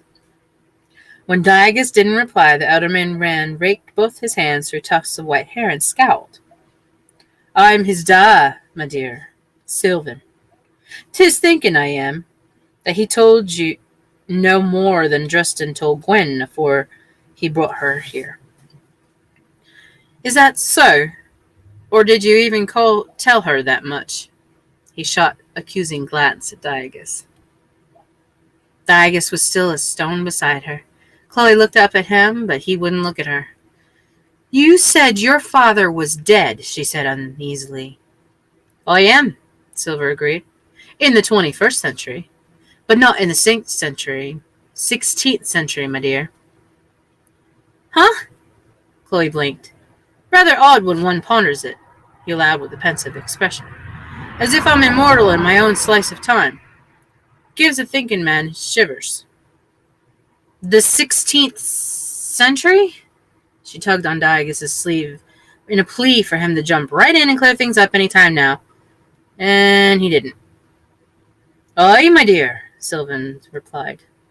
As in, you mean that since I'm seeing you, which means either you're alive or I'm dreaming or I've completely lost my mind, that I'm not dreaming and haven't lost my mind. I mean, I must be... Where is it that you aren't dead? Chloe asked gingerly, making certain she didn't spell it out too clearly because then she'd have to entertain it as valid thought. A brilliant deduction, my dear, Sylvan had approvingly. Though a bit roundabout. Still, you've the look of a clever lass about you. Oh, no, she said firmly, shaking her head. This isn't happening. I am not in the 16th century. That's not possible. She looked up at Diogus again, but he was still refusing to look at her. Disjointed bits of conversation flashed through her mind. Talk of portals, ancient curses, mythical races. Chloe stared at Diogus's Chloe stared at Diagus's chiseled features and profile, sorting through the facts that they were suddenly imbued in terrible significance. He knew more languages than anyone she had ever met. Languages long dead. He had artifacts in mint condition.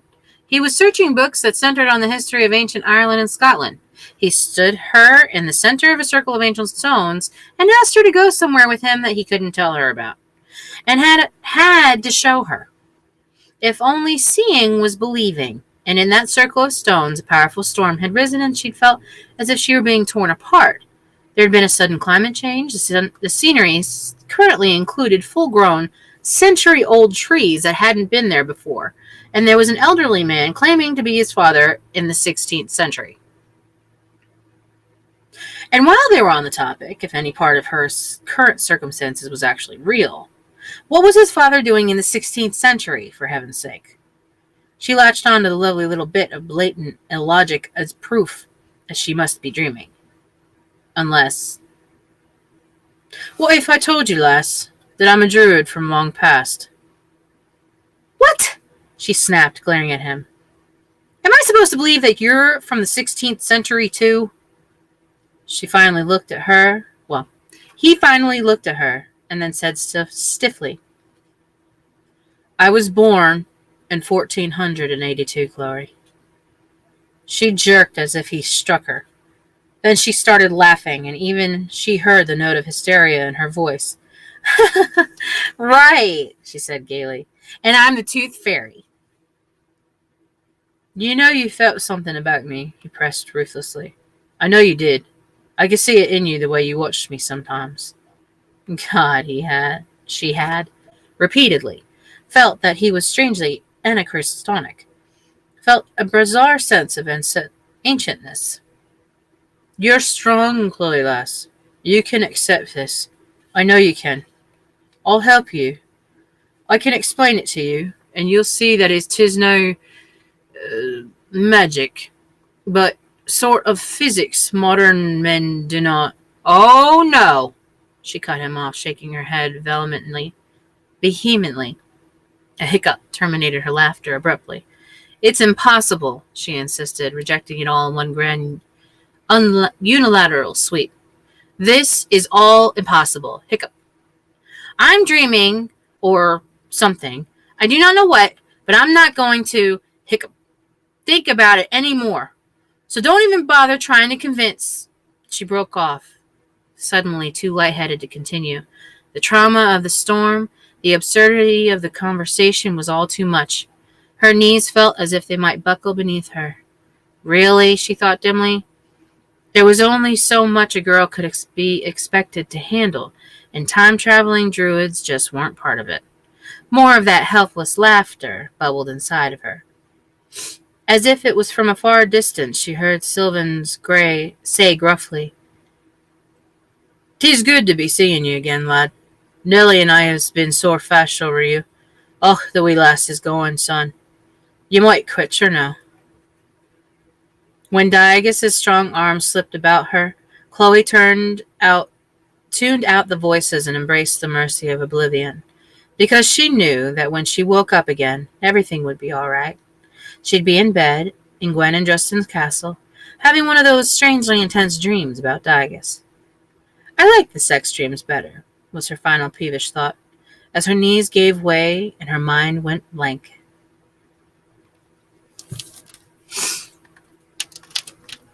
Oh, 20 minutes. Adam Black was dozing, not sleeping, for the Tuatha De Danann did not sleep, but drifting in memory and time when the 9 members of the council appeared behind his queen's dais. He sat up abruptly. One of them spoke into the queen's ear.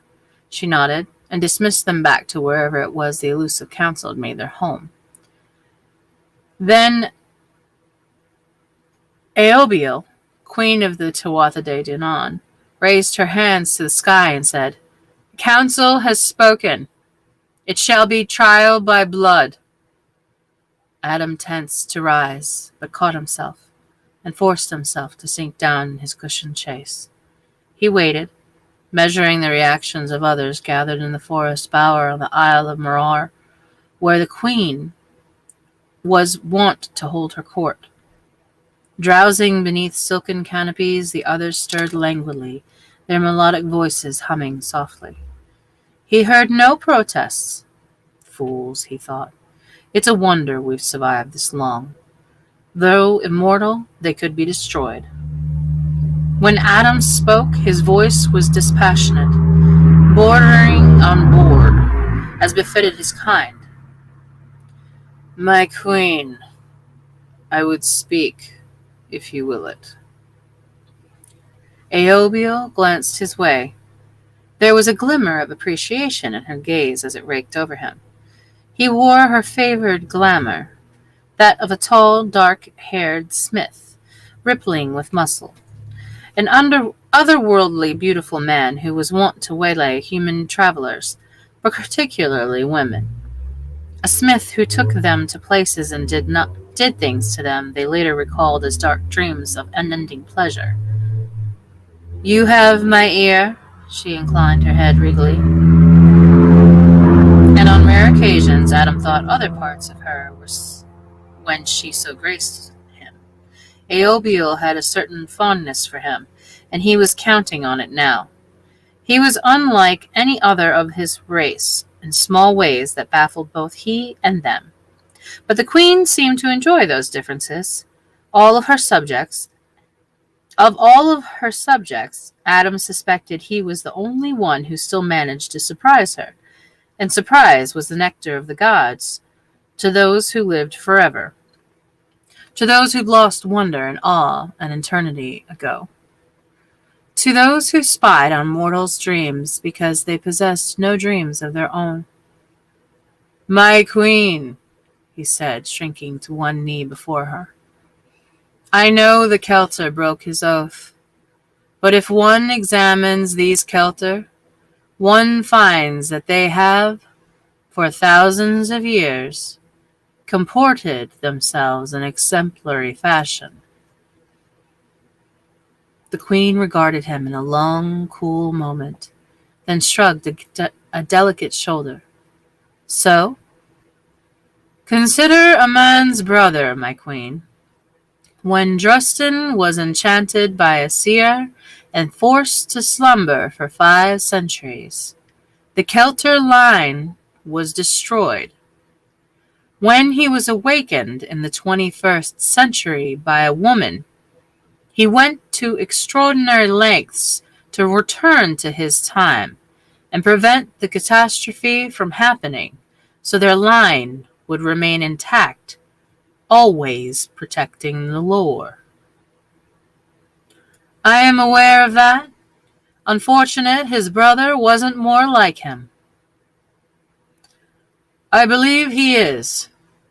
Diagus broke his oath solely to save Drustin's life. That's personal motive. The line was not threatened. They were expressly forbidden to use the stones for personal gain. How was it personal gain? Adam countered. What did Diagus gain by doing so? Though he saved Drustin's life, Drustin continued to slumber. He didn't get his brother back. He didn't get anything. Then more fool he. He is as honorable as his brother. There's no evil in what he did. The question is not if he is evil. It's if he's broke his oath, and he did. The terms of the compact were clearly defined. Adam drew a careful breath. Hey, Monster Dan. We are the ones who gave them the power to travel through time. If we hadn't, the temptation would have never existed. Aha, now it's our fault. I'm merely saying that he didn't use the stones to gain wealth or political power. He did it for love. You sound like a human. It was the lowest insult among his kind. Adam remained wisely silent. Hello, Roy Jones. He'd had his proverbial wings clipped before by his queen. Regardless of why he did it, Adam, he now harbors our ancient enemy within him. But he still isn't dark, my queen. It's been many mortal months since they took him. How many mortals do you know that could withstand those 13 druids by will alone? You knew them well. You know their power. Yet you would subject him to the trial by blood the councils has called for? You would kill every person this man cares for to test him? If you destroy his entire line for this, who then will renegotiate the compact? Perhaps we shall live without it, she said lightly. But he saw the merest hint of unease in her lovely, inhumane eyes. You would risk that, our worlds colliding. Shall human and Tuatha De Danann live together again? The Kilter have broken their oath, but we have not yet violated our end of it. The moment we do, the compact will be void and the walls between our realms will crumble. Trial by blood will force us to share the earth, my queen. Is that what you want? He's right, her consort stirred. He's right, her consort stirred himself to speak. Did the council consider that? If Adam knew the council half as well as he thought he did, yes. There were those on the high council who missed the old ways. Those who thrived on chaos and pretty machinations. Fortunately, they did not include his queen. With the exception of whimsical entertainment, she disdained humans, and had little desire to see them walking on her world again. Silence shrouded the court. Aobiel templed slender fingers and rested her dainty chin upon them. Interests me. Are you suggesting an alternative? An order of druids in Britain, descendants of those you scattered millennia past, has been awaiting the return of the Dragar. They have plans to force the Kelter's transformation. If they succeed, do what you wish with him. Let that be his test. Are you presenting a formal plea for his life, Amadon? Aobiel purred, her iridescent gaze shimmering with sudden intensity. She'd spoken part of his true name, a subtle warning. Adam stared off into the distance for a time and counted. Digus McCulter meant nothing to him, yet he had a relentless fascination with mortals. Indeed, spent most of his time among them in some form, to some degree. Yes, his race had power, but mortals had another kind of power, an entirely unpredictable one. Love.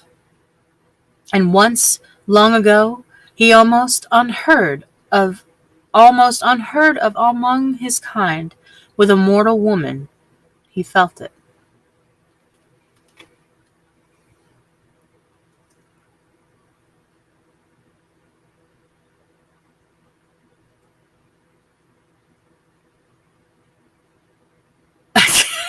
I'm not even reading that out loud. My day was good. Monster Jam, I hope yours was.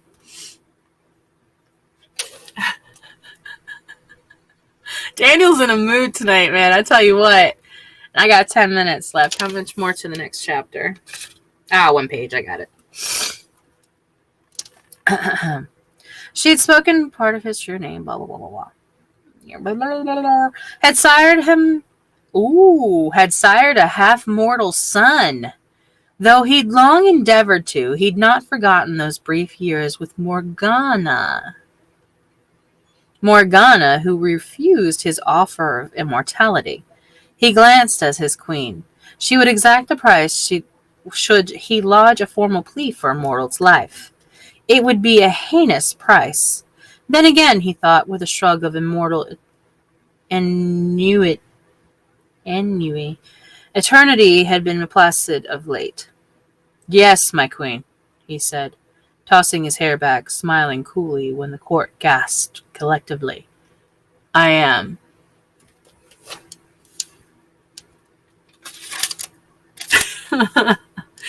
It's a page turner. The queen's smile was as terrifying as it was beautiful.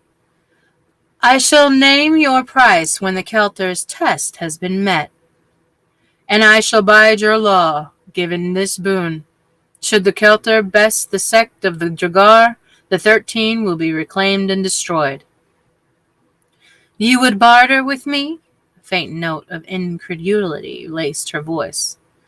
I barter for the peace of both our races. Lay them to rest. 4,000 years was long enough.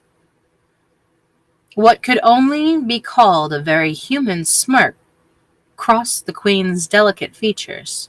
They wanted immortality. I merely gave it to them. She cocked her head. Shall we wager upon the outcome? Yes. I'll wager he'll lose, Adam said with rapid fire. There it was, what he'd been waiting for. The queen was the most powerful creature of their race, and hated to lose. Though she would not raise a hand to help him, at least now, she would not raise her hand to harm him. Oh, you'll pay, Amadan. For that you will pay dearly. Of that he had no doubt. Bum, bum, bum. Chapter 17 will start tomorrow night at 10 p.m. Be there or be square.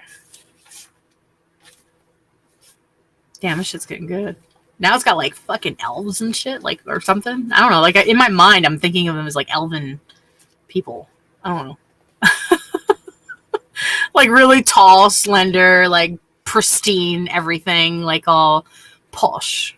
I'm just bored with life because eternity, we're immortals. I don't know. That's just the imagery I got in my mind. Monster Jam, I hope you're having a good evening. And Daniel, behave. I'm going to read that actually. Hold on.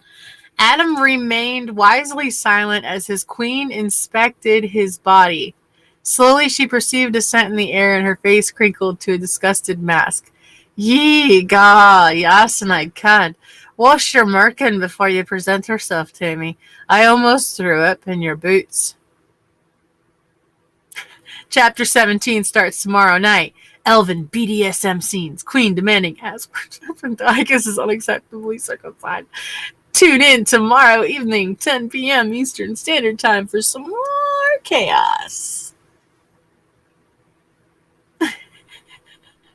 This got interesting really quickly. I hate how she repeats it, though. Like, does she do this in like every single book that she writes? It's the same thing over and over again. It's just like, all right, now I'm kind of bored. I'm becoming elven and immortal with all this repetition. Repetition without success is the definition of hell. You know that, right? Indubitably.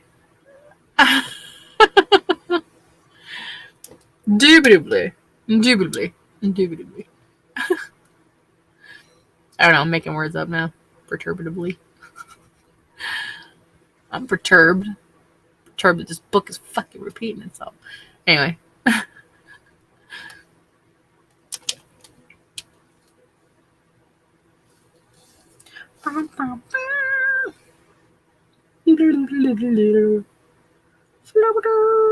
So I went to that tree lighting thing, and like I said earlier, I'm kind of perturbed that it counted down at freaking 6:30 instead of 7.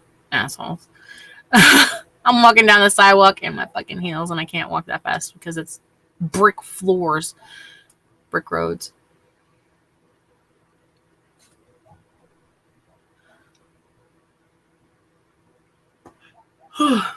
Oh, there was an author, David Eddings. He wrote a sword and sorcery set of novels, 6-book set. Then wrote an exact copy to that 6-book set, but with basically minor character changes. Best-selling author. I don't doubt that. I mean, have you seen the sequels to like most of these movies? There's like freaking, I don't even know how many Halloween movies now. Like Fast and the Furious is like at 12 or some shit. I don't even know. I lost track. I stopped watching them after Paul Walker died. I just didn't want to watch him anymore. I stopped watching them. The last movie that I watched was when they made the tribute with the brother. That was the last one I ever watched. And I was so sad. Man, I cried my fucking eyes out. I cried. I cried so bad. Like, he literally worked. The universe does the same thing over and over. Mythos into the novels just to be rude. Repetition without success is the definition of hell. Read on as I repeat myself. Repetition is the definition without success. Whatever. I can't even repeat it.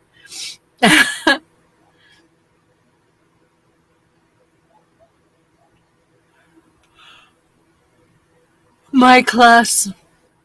Stressful? Aw. I'm sorry. Might as well get used to it, because so's the rest of life.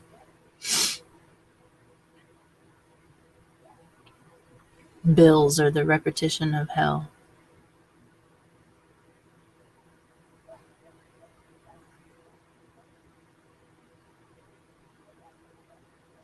I've always tried to like move my nose like that chick from like the witch movie or whatever.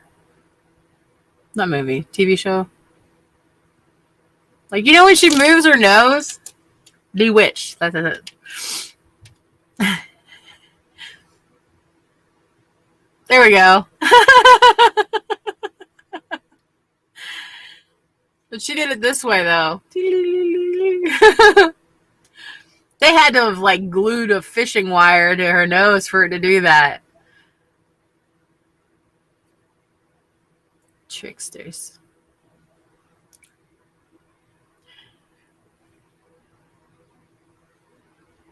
You're going live in a few? I'm going to bed in a few. What are you talking about? I do have you on my autoplay. So when I'm done live, I Dream of Jeannie, no belly button because it was too erotic. But her entire midriff, right, was like showing, and she had see-through clothes. Just saying. And you could see her nipples. Like in most of the movies or shows. And all they did was, like, you could tell, like, they just wanted to fuck the entire time. Baby boomers were conflicted. They still are. I feel like there was something on my head right here, and I can't see it because my camera is crap. I don't know what the hell that was. It hurt, though. Probably a pimple. Who knows? I'm getting ready to get my fucking period. I'm not happy about it. I'm going to eat first, then go live. Sweet. Yeah, you're on my auto host list, so whoever's live gets it first, I guess. I don't know how it works. I just know it's there.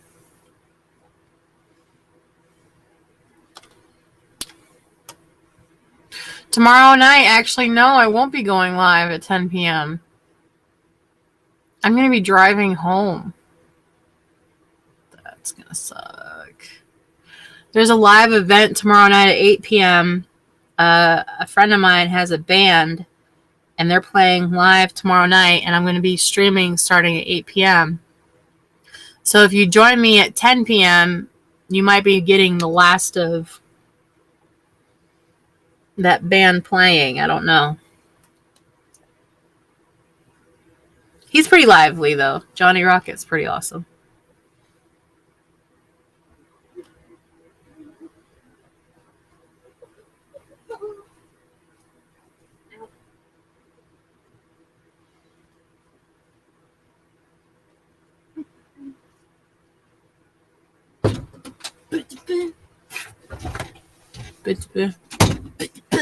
Don't come over here in those. Alright. I'm just saying. Grab your stuff. You said you were taking it in. So, did you get to talk to him about what was going on? Nope. He hasn't responded to me. Oh. Yep. Not surprised. I really do think that either the mom, like the wife, or him, somebody was crouched down in the yard crying. I mean, like, not even in a good way. Excuse me, ma'am. ¿Dónde están tus pantalones? I was kind of throwing shit everywhere, so like. No, that's not yours. No. It's not anything over there. Thank you kindly.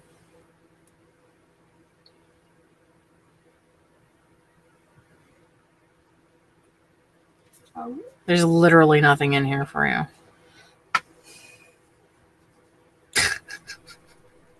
You look like me doing. So at 10 p.m., we'll be seeing you frantically look for a bathroom as you navigate the crowd of drunken partygoers. I mean, there's a possibility. Just saying.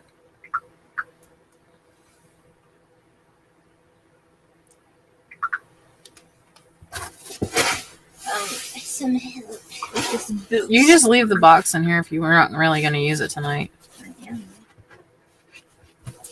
But that's fine. I'll just pick and choose every single little thing that I want out of here. And Which then is going to make you end up carrying everything in your arms. Exactly. Yep. Because I can make decisions for the life of me. Welcome to the family. I'm adopted. You wish you were adopted. No, I don't.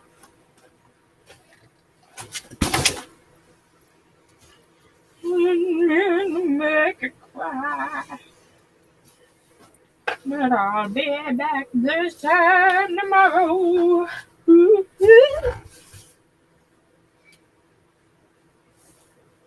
Am I okay? Mm-hmm. You know what FINE stands for? Way fucked up, insecure, needy, and emotional. I'm definitely fine then. Totally fine, Mom. I'm just saying that bathroom streams are a different income store. Hell no. Hell no. No, thank you. Hell no. Fireball.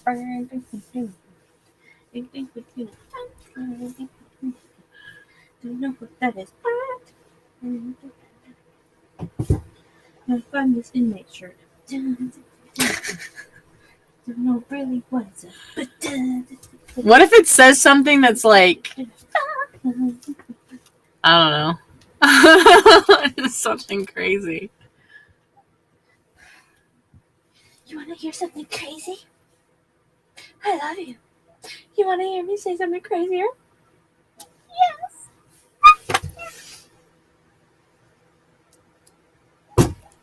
And y'all think it ends with me?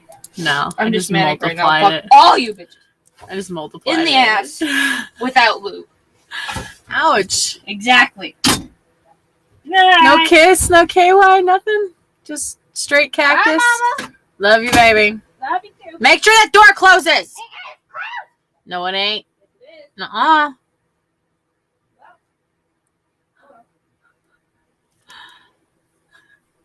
We're funny.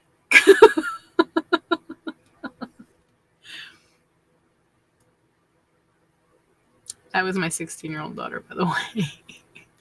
She wasn't on screen because she was half naked. Like, not even close to being appropriate. She had boxers on and a crop top.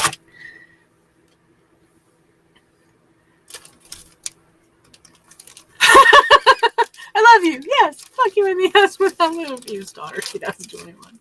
Hold on. I'm making it official.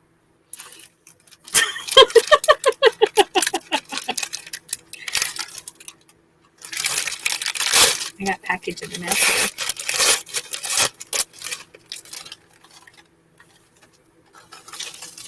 Look at my cheekbones when I did that. Oh, I like that. Let me just... I can't even do it again. There we go.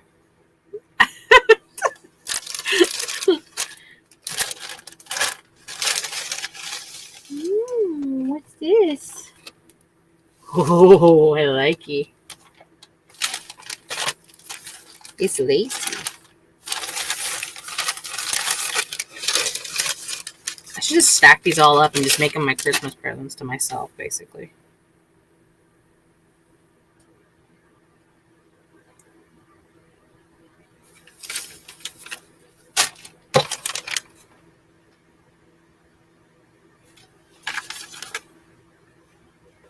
A baboon.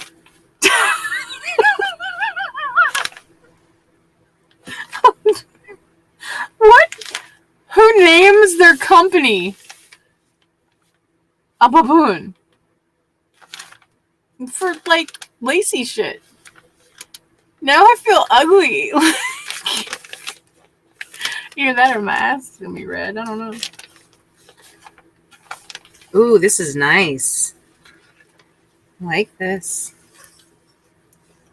It's a little stringy.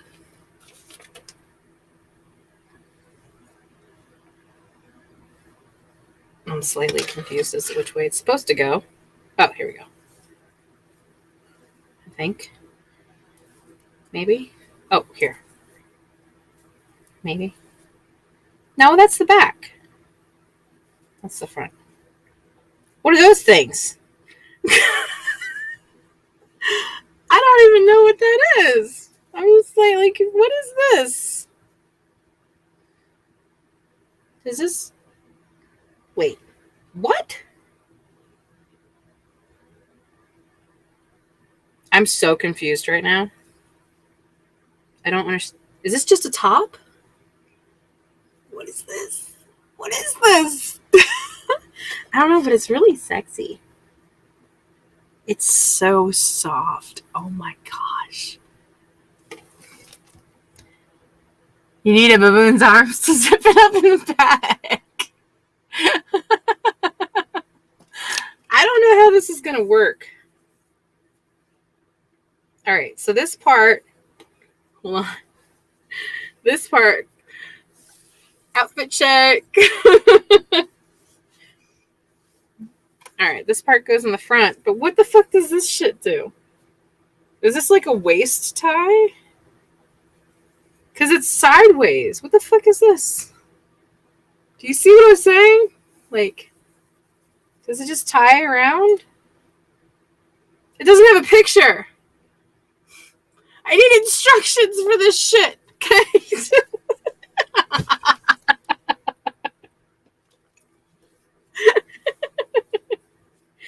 I'm so confused. Because it doesn't tie to anything in the back. There's nothing to tie it to. This is just the front. We're going to have to figure this out some other time. I don't understand this. But thank you. Oh, wait. Maybe it does. No. Damn it. Now I'm going to have to go to the website and try to figure out what the fuck. How am I supposed to put this damn thing on? Split crotch. They go down on either side of your and into the back. Okay. I've never had one of those before. Yeah.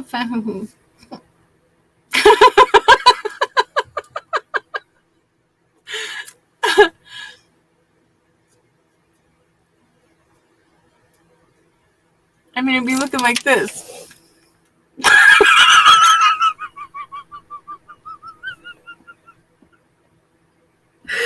Oh, shit. I do have a pet peeve. What? What? Do you have a pet peeve? Is that what you said? Or do I have a pet peeve? I don't know. What is a pet peeve? Like, like people chewing with their mouth open. That's pet peeve, right? I hate that shit.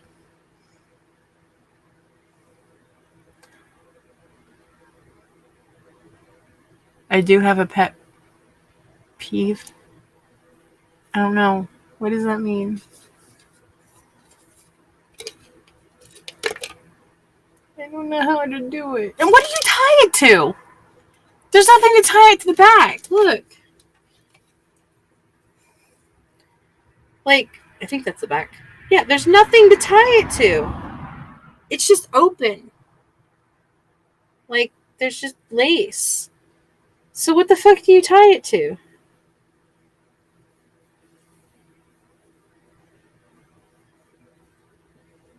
So you're saying that the hoo-hoo-goos are here?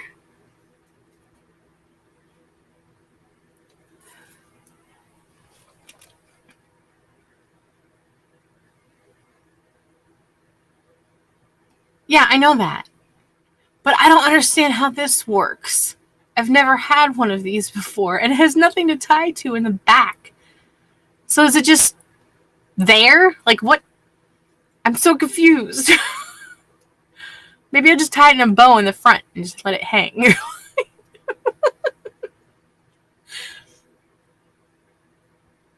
Or is there snaps on the end of them?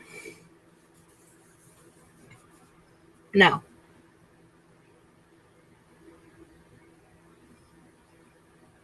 Look. Hold on. I'm just going to put the damn thing on. Fuck it. If I can even fit in a damn thing. Ugh. Half the time I can't fit in them, which sucks. Oh my god. Okay. Barely holding on for dear life. This lace is like screaming right now. I can hear it. Like its little souls are screaming in pain from being stretched to oblivion. I can't even get it on. This is like super floppy in the front. And then it goes down. And it's... Hold on. No. Shush. Shush! Thank you. It just goes down underneath. And that's it. And it's flat. It's sewn flat in the front of it. See? See how the design is? It's literally like tied around here or some shit. I don't even know. My ass is too big. It won't fit. Like...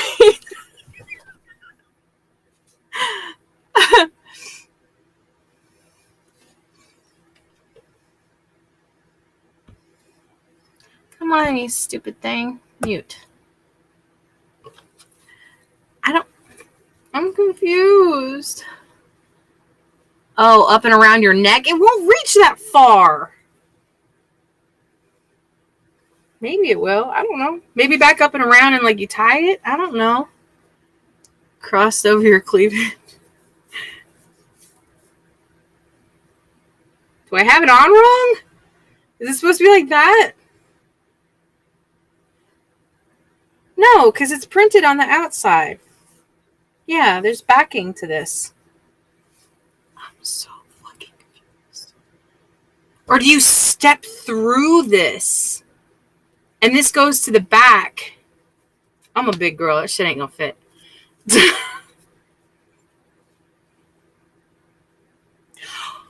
I get it. I get it. Okay, so your legs go here. Your legs go here, and then it wraps.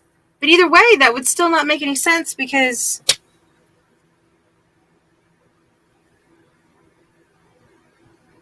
Hold on. Let's look up this fucking website real quick.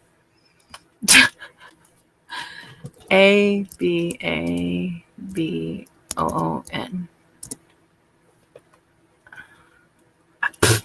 Hold on, I can't get hair in my mouth. What is this thing called?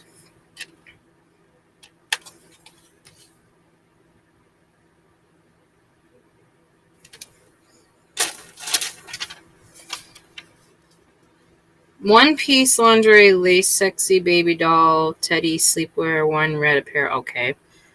Whatever. I can't. Hold on. Maybe there's a picture of it.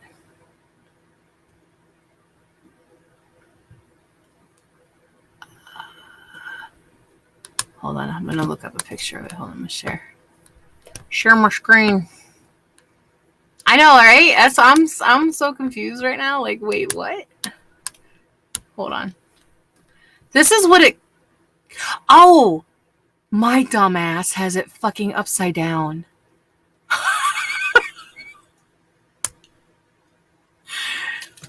I get it now. This is the leg part that I'm trying. I'm wondering, like, why is it so loose right here? This is what. Don't send me shit, because I don't get it.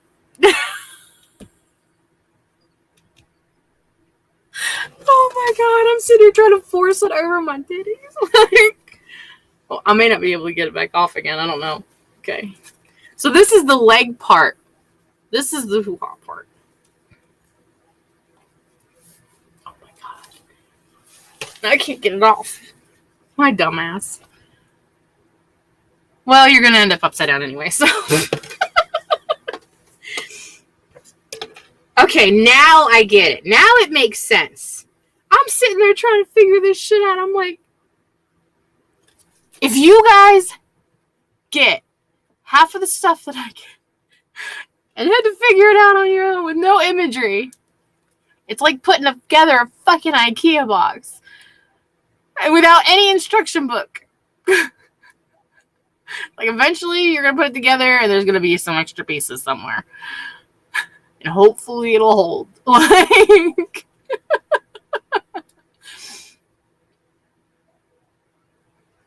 I did it live too. This is officially part of my stream. Alright, so it goes this way. And then I have to fit my thick ass fucking thighs through this motherfucking shit down on the bottom. That makes a hell of a lot more sense. Okay, now I get it. I tend to overcomplicate things. The long bit that goes around your neck. A leash. Absolutely correct, Mondo.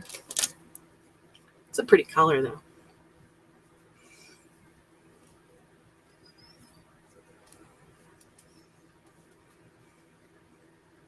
It's like the scarf that Diagus used. It'll stay.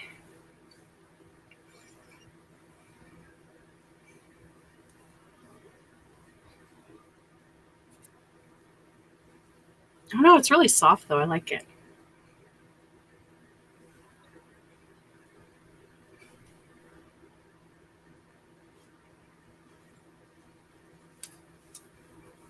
Christmas is coming.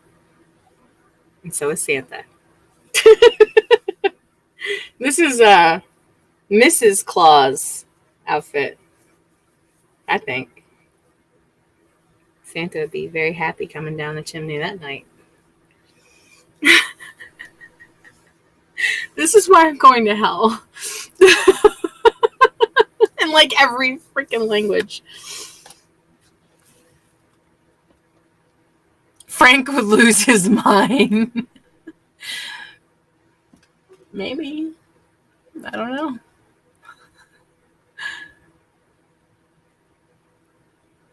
I'm a big girl.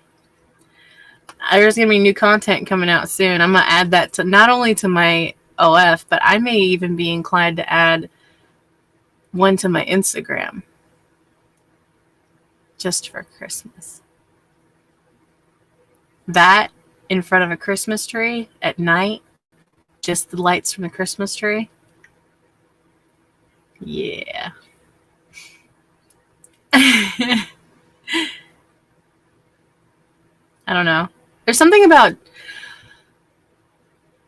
pictures from the dark where there's only a little bit of something lit up, like highlighted. Something about that. That and sunlight.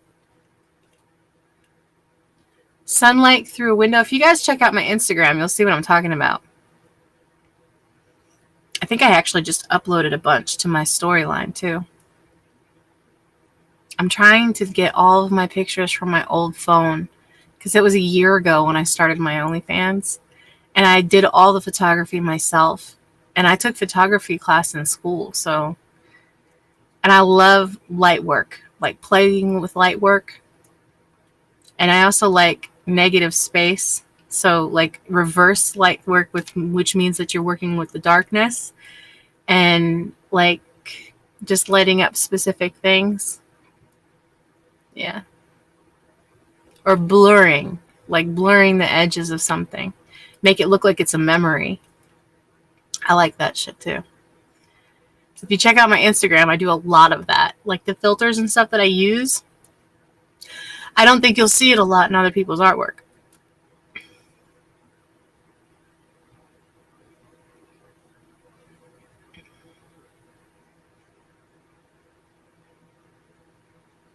But yeah. Thank you very much for sending me a baboon. It's really nice though. Like the lace is super soft. And it's kind of thick.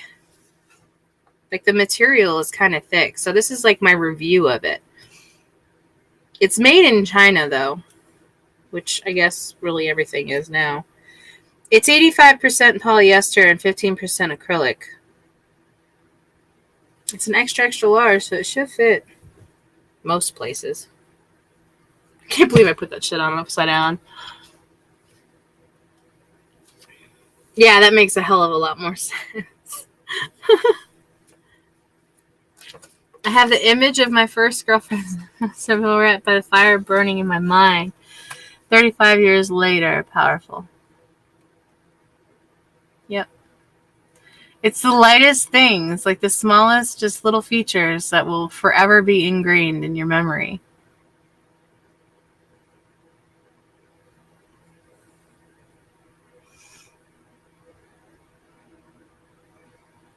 That's the good stuff.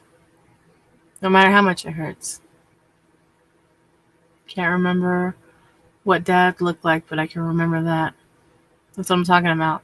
Some stuff, and I've always worried the way that my mind is, I'm like my memory is so shit that I was always worried that I would forget what my children's faces look like.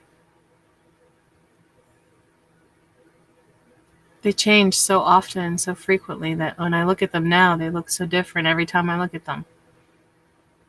I remember them in specific eras, in specific times, in memories that I have that don't leave. But I wonder if when I get old, if they come to visit me, if I'll know who they are. And that scares me.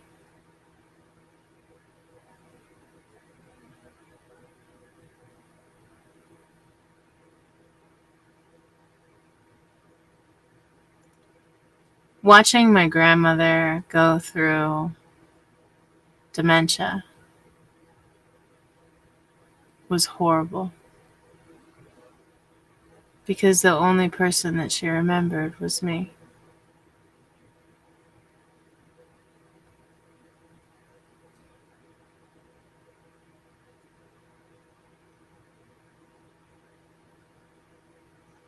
It's not that their faces that you need to remember, it's their aura and energy and presence. I was thinking about that tonight when I let them scatter about in the town when the Christmas tree lighting was happening. I knew they were there. I could feel them there. And I felt safe in that moment.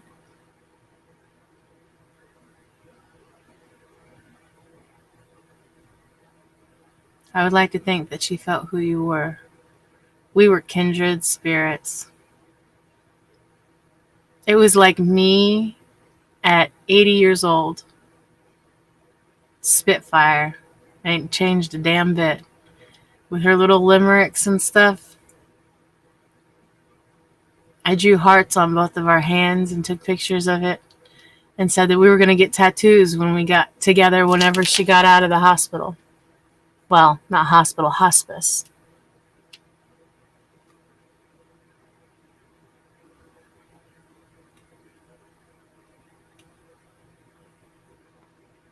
The one thing I remember her saying when she came out of the coma when she was in the hospital, I asked her, I said, I'll get you anything you want. Doesn't matter what it is. Just get out of this hospital. And she said, you know what I really like? A chocolate milkshake. And I got her that chocolate milkshake the day we left the hospital. I think I even snuck one in the hospital because she wanted it really badly. She wasn't supposed to have it. But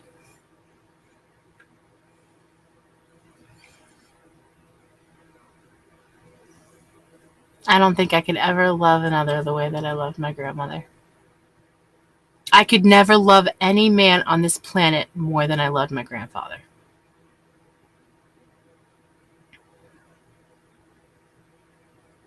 I base all of humanity off of my grandfather. Like he raised me like when my dad left. And then my mom got remarried. And I fucking hated him. I hated him. Ugh. I hated him.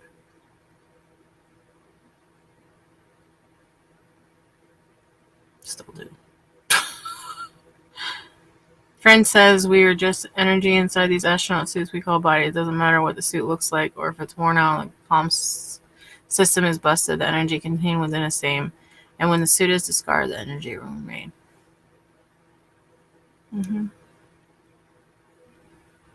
God, I miss them. I miss them so much.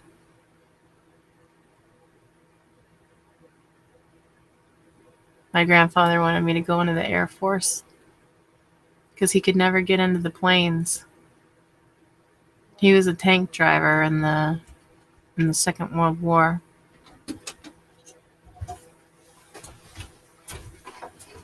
Hello. Hello.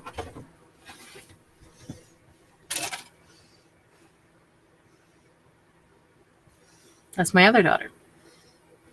The Shadow. Angie has summoned me in here to ask you if you can drive her to school tomorrow. Why? Because she has Colton's stuff. No, she can bring it to school with her. She can't take it on the bus. Yes, she can. I know, that's what I told her, and she was like, She can take it on the bus. It's Go not my on, fault that I'm not driving because I'm going to have to go pick y'all up from school Hi. tomorrow anyway. so we can go to the store. Thank you for joining. Howdy, daughter, Daniel says. I did. It's 12:30 in the morning while you're asleep up. Because I can't get to sleep because Angie. Tell Angie to get out of romantic mode and go to bed. We don't need sleep.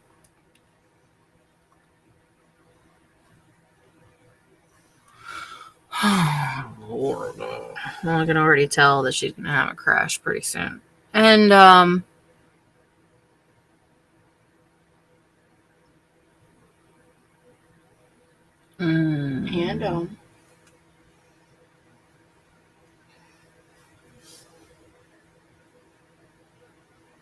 she on her. Is she on it?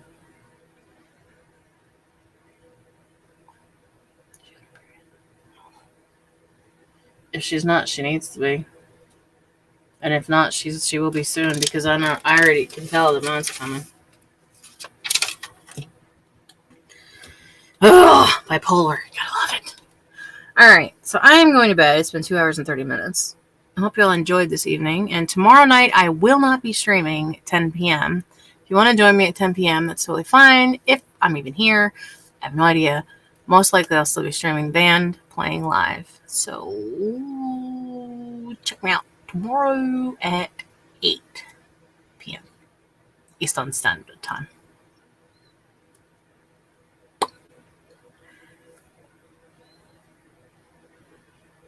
Good night, Eve and Eve's daughter. Tell Angie to get live if she wants friends. She don't give a shit if she has friends or not.